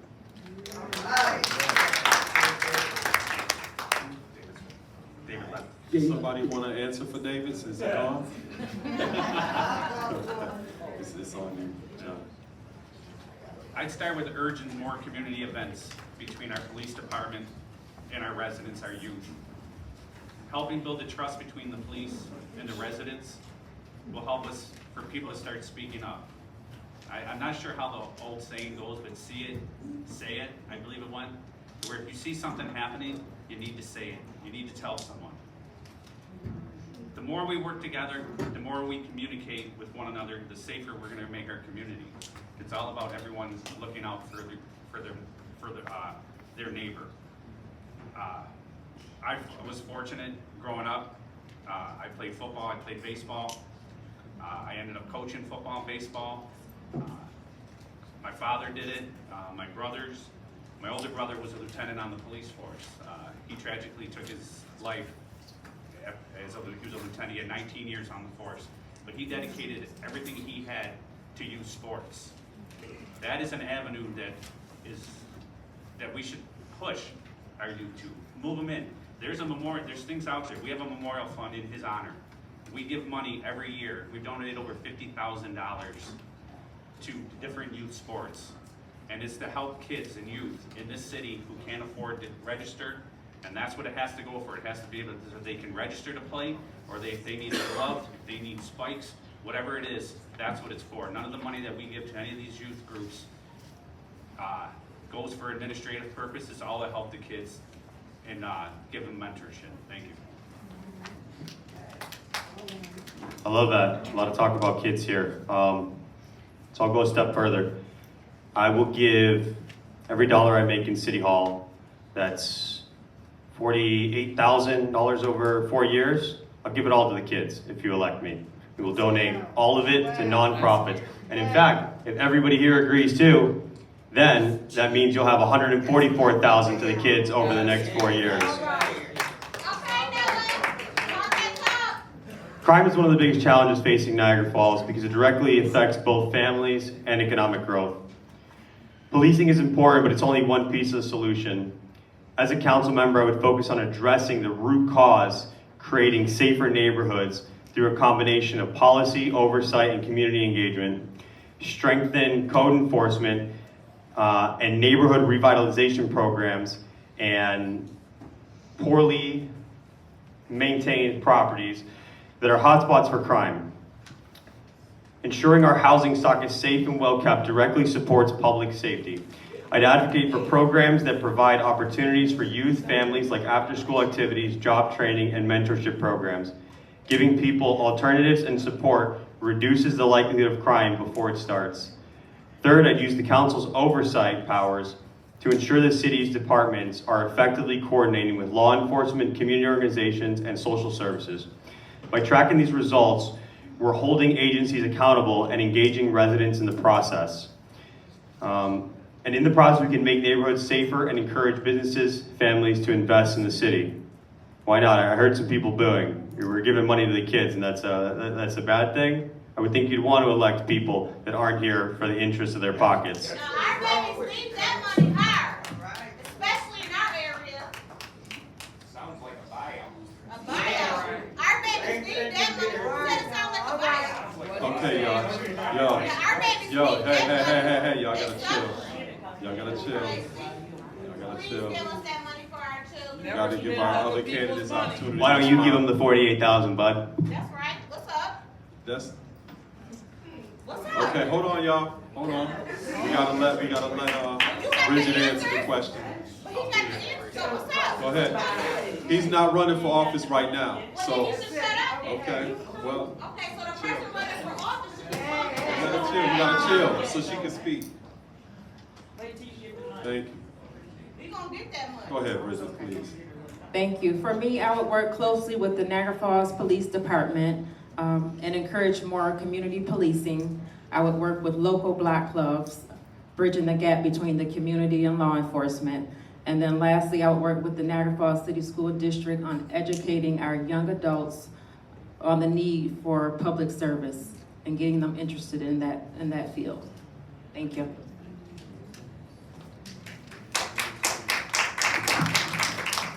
Crime is obviously a problem in our city. There's no boys club anymore, there's no YMCA, there's no girls club, there's no community center. I wanted to see some of that casino money go to making the John Duke Center into more of a community type place where seniors could go during the day and youth could go at night, but that casino money is all gone. We can work with, we can work with our police department, make sure they're trained properly, make sure they have the right equipment. But the bottom line of this whole thing is that so many of the laws or the way crime is governed now in New York State is out of our control. It's by the state legislature. So, you have to really go back to your state representatives and say you want some of these laws changed so that, we can control crime better around here. That's what he said. So you cannot talk about crime without talking about poverty. And we get super excited about chain restaurants like Moe's and A&W and Church's Chicken when we don't have real livable wage jobs in the city for our kids. With that being said, we're not really ushering in things that are relevant, like tech jobs. These young people don't care about, when we're ribbon cutting at a chicken joint, what are they gonna make? They're gonna make $15 an hour on a part-time job. That's nothing to raise a family. So that's nothing that's gonna actually pull anyone back into the city, right? So we need to, go back, like, welcome in tech industry, welcome in AI and computer science situations, because guess what? We're behind when it comes down to that. And stop cutting summer programs, cutting funding for summer programs. I say this often in City Hall. Center Avenue Center tore down. 13th Street Center, no more. YMCA is a homeless shelter. But we have not invested as a governing body a dime back into these kids when we've taken so much away from them. But then we point our fingers at them and say that they're the problem. Well, we have not set up any alternative for them to thrive in the city. So what happens is when they don't have something to do, they have their own devices. So when they do something that they have no business doing, it's because we don't give them any other alternatives. So we need to start focusing more so on that. Let's rebuild that portion and bring real jobs, not these minimum wage jobs. Ribbon cutting for a chicken joint doesn't do anything for our babies.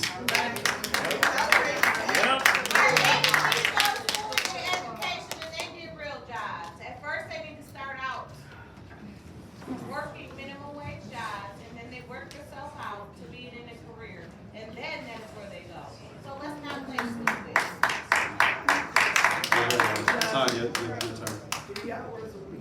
Let's not be, I mean, let's be for real. Hold on, we got to give her some time. We got 8 candidates, they need time to speak. Just chill, That's chill. real. Go ahead, Tanya. Excuse me, sir, I think Tanya started. Oh, word? Yes, sir. Oh, so it's on me? It's on you. See, you got me all messed up right now. I'm sorry, but you know our babies first come out. I understand. Even including my own daughter, at first Yeah. they start out, they start out, then they Uh-huh. work themselves up to that, then they work themselves up to a career. Us Okay. as parents gotta build them up. It's not given to them.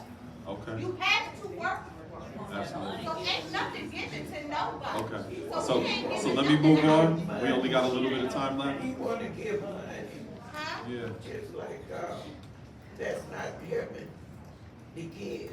That's right. Like, Help, okay. that's not helping Okay, kids. so, It's not To youth helping organizations. the kids. okay, so let us finish. We got a few minutes left. We got to move on and give them an opportunity to finish these questions. Okay, excuse me, y'all. Excuse me. We got to give them an opportunity to finish and share. Okay, okay, okay, okay. Okay, so honor your apology. Honor your apology. Thank you. Okay, so the question I have, we talked about a lot of things that's wrong with this city. This is not a question that you got in advance, so I'm about to throw y'all a curveball. But I want to know, what's something that is good about the city right now? That this city administration and our city council is doing? Just one thing. Tell us one thing that's going good with this city right now. Starting off Vince.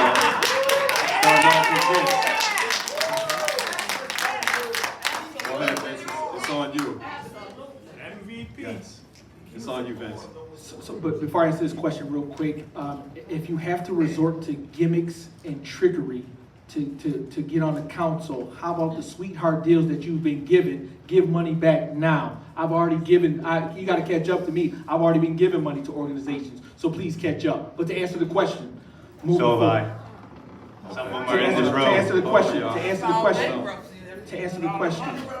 I love this city. We do have people like Dante Miles fighting, but I know I see Mrs. Joe Dokes at the corner of her street sweeping the leaves off the corner because she takes pride. She don't even live on that corner, but she takes pride in that corner. She's 80, 90 years old, still gardening, still pulling out weeds, still on her hands and knees because she cares about taking care of her front lawn and her backyard. That's what I love about Niagara Falls. We have people on the corner of Virginia still getting down in the dirt, immaculate estate. Immaculate, and the land across the street.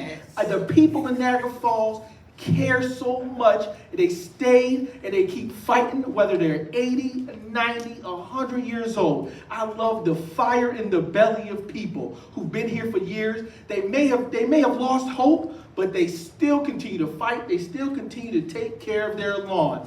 That's what I love about Niagara Falls, and that's why I fight. For Francine and LaSalle, I'm going to fight for you to make sure we get council people up there who want to see things change. Niagara Falls, we have all the assets we need. We have all the people in this room. We have the ideas. We have entrepreneurs like Saladin. We have councilmen like Miles. We have business owners like you think about the Airbnbs. I know several developers. We have people like Mr. Mika Houston, our fighter. She's a fighter here for the STR, make sure things get right. We have fighters in Niagara Falls, and all we have to do is unify together, get the right people in city council, not bought, not paid for. I have one motive. It's not a pension. It's not a career in this. It's to make things happen. So we unite with the good people that are still out there working, and we can make it happen. Thank you. So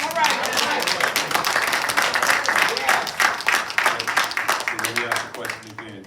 What is one thing that you see that our city administration or city council are doing right now that's a good thing? Well, if I'm going to touch on one thing that I believe that was done, and American Recovery Funds were used for it.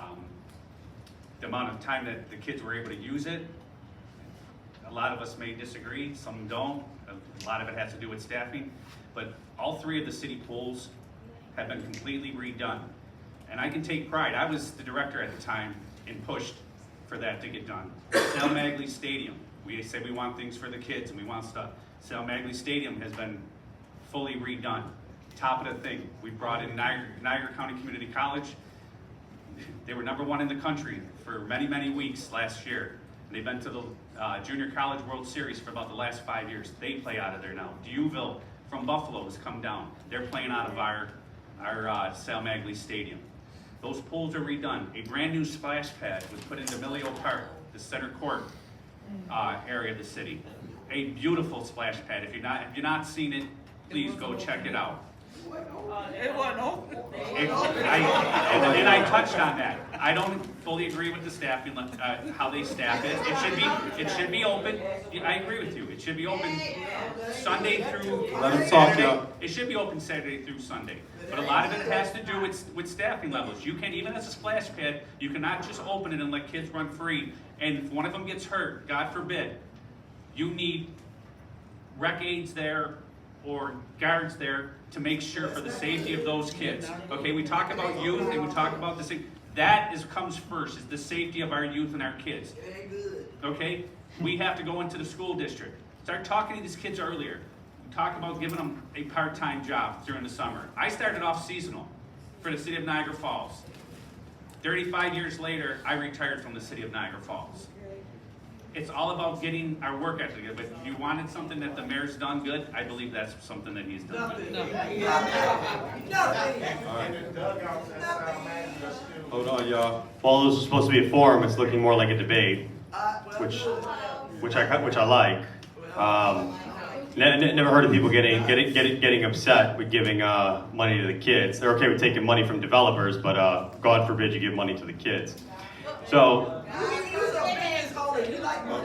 Okay, y'all, chill. We talking about real estate, bro. Okay, y'all. All you do is line your own pockets with it. Yo, hold on, y'all. We gotta give. There's the peanut gallery. They're always here. No, just share what you got to Talk, say. bro. Excuse me, y'all. Just give him a chance to speak, please. Please. Listen, hold on for a second. Yo. Come on, guys. We like the passion here. Everybody's passionate. We like this. We appreciate this. So. Okay, listen. Line in your own pockets, bro. Yo, hold on, man. Hold on. Those of you who are talking the most, there will be another chance for you to get elected. Don't sit out here and talk and badger them when they got the courage and the conscience to get up here. Don't do that. That's disrespectful. That is disrespectful. Don't do that no more. Let them talk. Let them talk. Don't do that. Supposed to be our voice, bro. Yo, let them speak. This is not about you. Let them speak and quit being disrespectful. I know we're all looking forward to watching Saladin run for council next. No. So I'll keep it super simple because I know we've gone over 2 minutes and now I want to get this to the next person. I think the greatest thing the administration has done up until this point is balancing the budget. During the Dicer administration, the budget was not balanced, and that's the first step in order to increasing the budget. Is first you have to balance it.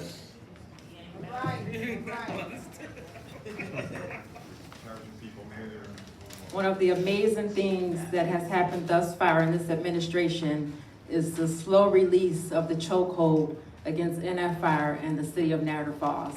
This administration has taken this agency to court, and we're finally moving forward, so the whole east side is not going to be held hostage anymore. So I commend the administration for that. Thank you.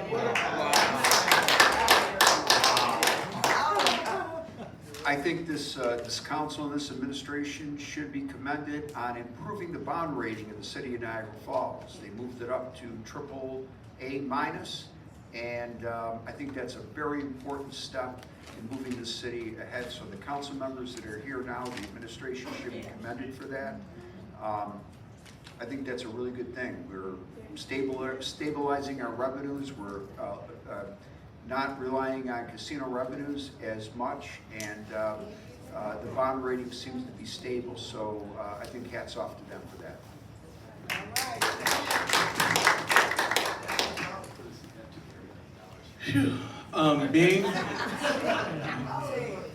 Being on city council for the last 3.5 years, I would have to say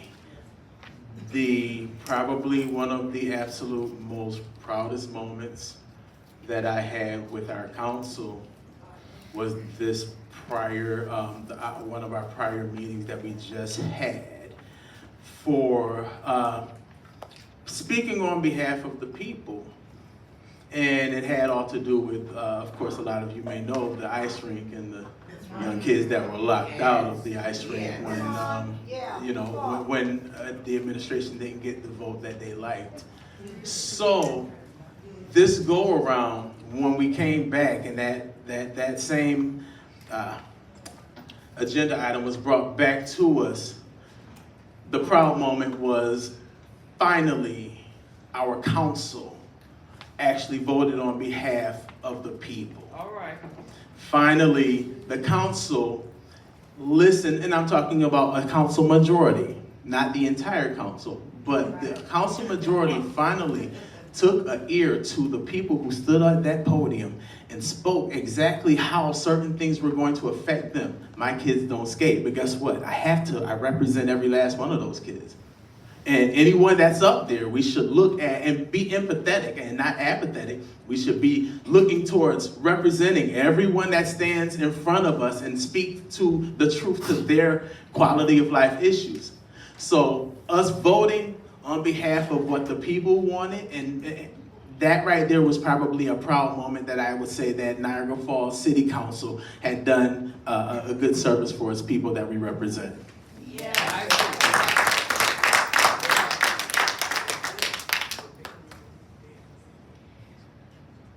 So I would just like to make this clear.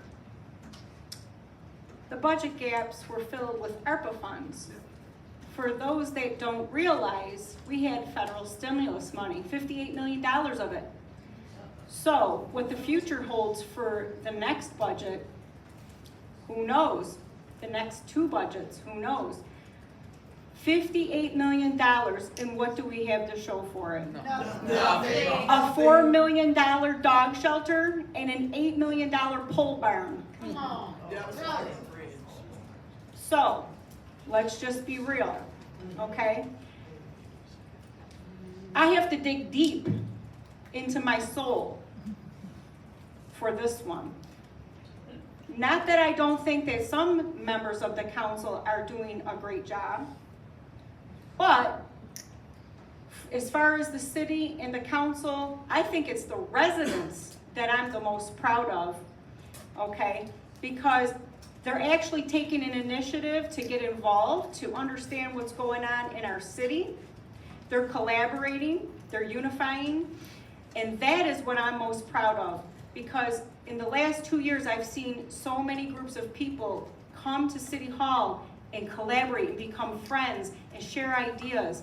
That's how we're gonna get things done here. But we do have to be honest with each other, and we do have to be transparent, and we do have to also say that the mayor passed up $3 million in a 10-acre parcel to build his Centennial Park Arena, but he'd rather spend our taxpayer money on 2 now eminent domain cases. Do we realize that? I'm here to share that with you tonight.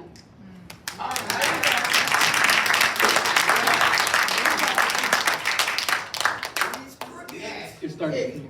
Okay, good. Yeah, so we're at the end of the night, so we have 1 minute that I want to give all of the candidates to share their closing statements, and I challenge all of you to close on a positive note somehow.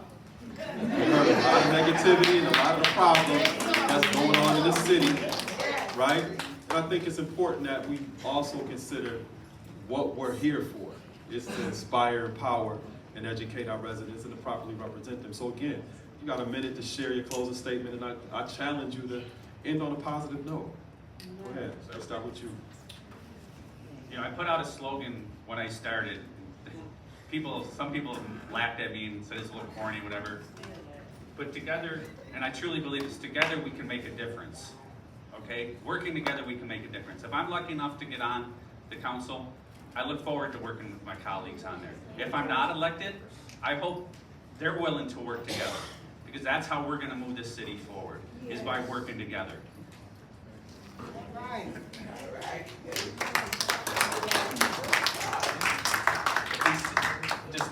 If we stay divided, we're gonna just continue to have what we have today.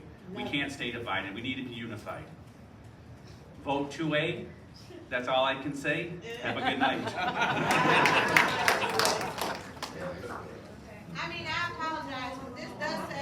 Yo, if you apologize, honor the apology. Yo, chill. We're at the end. If you apologize, honor that. No, not right in the middle of them talking. No. Come on now. Jill, we love your passion. We love it. We appreciate I it. hope the share your thoughts comes at the end though. Because that's what it You says. already shared all of yours and you dominated a lot of space. Respect some space for other folks. Go ahead. I'm sorry. You took up enough room already. Go ahead. I know I did, and I'm Go gonna ahead. take up a lot more. Go ahead. But it says, here for the kid. Yo, chill. Hey, come on, man. Okay, let them go ahead. Oh my And then God. say nothing to walk away. Yo, read the room and chill out. Go ahead, Noah. Go ahead, please. Go ahead. United we stand, divided we fall. It's pretty simple, everybody. I welcome debate. I welcome these forums. I welcome all the communication, all the passion that all of you had. Whether you like me or not, I appreciate you. I know you all want the best for Niagara Falls. I know that everybody up here on this table wants the best for Niagara Falls. I understand things get heated. Hopefully, if anybody has animosity, we can all talk after and put our differences aside, because I know we all want the best thing. God bless. Peace and love to everybody.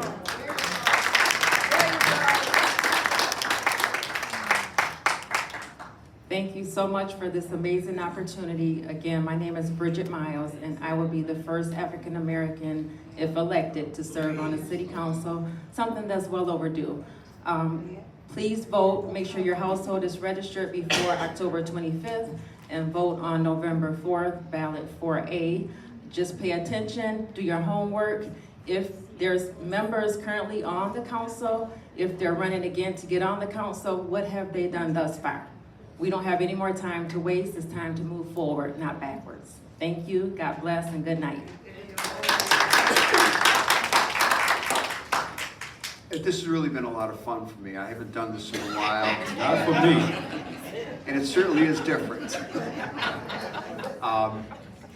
But you gotta you gotta really look at this realistically. I'm a conservative. It's a democratic city. I don't have any support from the unions at all. So me getting elected is really a long shot. But I think you really have some good choices here. And if you happen to vote for me and by some miracle I happen to win, I'll work as hard as I can for you. And I got a chance to take my wife out tonight on a date, so she's happy about that.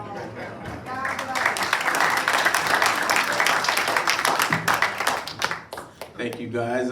My name is Councilman Dante Miles, running for re-election on the write-in ballot. And so my biggest thing has always been is to give a voice to the people who have been faceless and voiceless for a very long time. Our city has not been people-friendly, business-friendly. We've put red tape where there should have been red carpet in many places. That's why we have not been able to get solid development in the city. With that being said, I hope and pray that every last person that's up here running has a heart for the city, one, but two, is running as an independent thinker. Because if you're not an independent thinker, you can be manipulated. And if you're manipulated, at the end of the day, you will be a cancer to this city, because that has been our cancer for decades. Non-forward thinking, non-independent thinking. Make sure you do your homework. Make sure you come to city council meetings. That's it.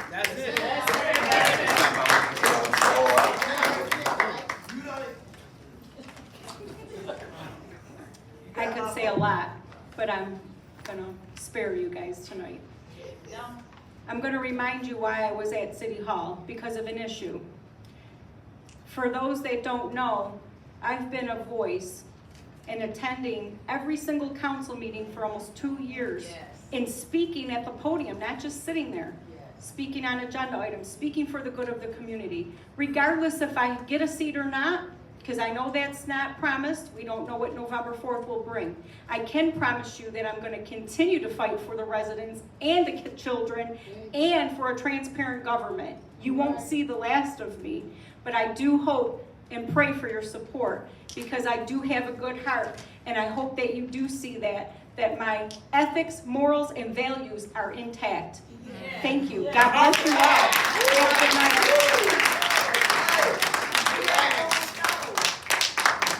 I am Vincent Cawley, and you can vote for me on 3B and 3C. To my candidates, I love each and every single one of you. No matter what happens here, we can have a sit-down dinner or one-on-one coffee anytime. It's not about division, it's about getting together on a note to move the city forward in a positive direction. And any person out there, you can come up to me afterwards, get my number, we can sit down, and I'll sit down with everybody who wants to sit down. Because this election is crucial, y'all. It is so crucial, I can't even tell you right now. Don't have the time to. But the goal is to move Niagara Falls forward in a positive direction. Yes, we can do it, we can do better, we can have more. What you see across the river, across the border, y'all, we can have that and even better. Thank you. So I just want to thank the majority of you for being here this evening and, you know, just being here and supporting our council candidates. Thank you.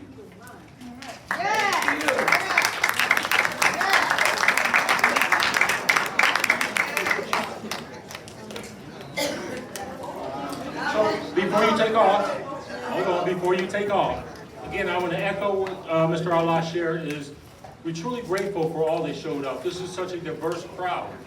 And when I said I enjoyed all these smiling faces when we start, I see some of y'all still smiling. It's a good thing. But what we have here is truly community. Community. People from all different backgrounds, and there's a lot of emotion going on because we want better, do we not? And these are the folks who came up to offer their opportunity. They offer to make things better for you. Take what they heard, go back and watch the video, take some more notes, and decide your moral conscience on who you want to lead going forward in those positions. However, they mentioned too that you have a role. You have things you can do to help the city move forward. It's not just the city council. We explain what the city council's role is, but we as citizens have to do our part to make this come to pass. I love, on one end, we're talking about love. It's absolutely what we have here in Niagara Falls. And then on the other end, we have togetherness, and we have good ideas in between. Let's work together to make a difference. So with that, I want to thank Mr. Saldin again for facilitating. I want to thank Niagara University's Political Science Department for participating. And of course, we want to thank our candidates here on tonight. And so we're going to wrap up. And our timekeeper, yes. And our school's channel. Yes. If I missed anyone, shout to your head, not the heart. But we're going to bring Mr. Lawrence Blair up for our final wrap-up. Thank you. That's later, just wait. Please. Just wait. Wait. All right, thank you, everybody. Last couple of points. One, we have a meet and greet. You can talk to them directly about what questions and issues you have. I want to thank Rocco Strangio and the high school kids for coming out, for shooting the video for our school's channel. I want to let people know that both your community accountability with Sam Archie and Frank Hanley's podcast offers these candidates a chance to clean up or fix anything or elaborate more on anything you said here that you felt wasn't clearly understood afterwards. Now I want to thank you, the audience, because it is all because of you that we are here. A couple of things occur to me every time when I think about this, okay? My drive in to drop my son off to school, there's a guy with a sign on wardrobe that says, "We have the power, we only grant it to politicians." So please keep that in mind. Ben Franklin always said, "A republic, if you can keep it." This is our city. How it runs depends on how we decide what we vote for and what we prioritize. It's on us. And last but not least, please remember, politics is different. It's not about the resume all the time. The person with the great resume and policy might not be able to advocate for the things you need because they can't sway voters. the person who can sway voters might not have the policy understanding to actually push the agenda forward that you want. It is on us to make that decision and really think about it. Okay? Thank you. God bless. Inshallah. Have a good evening.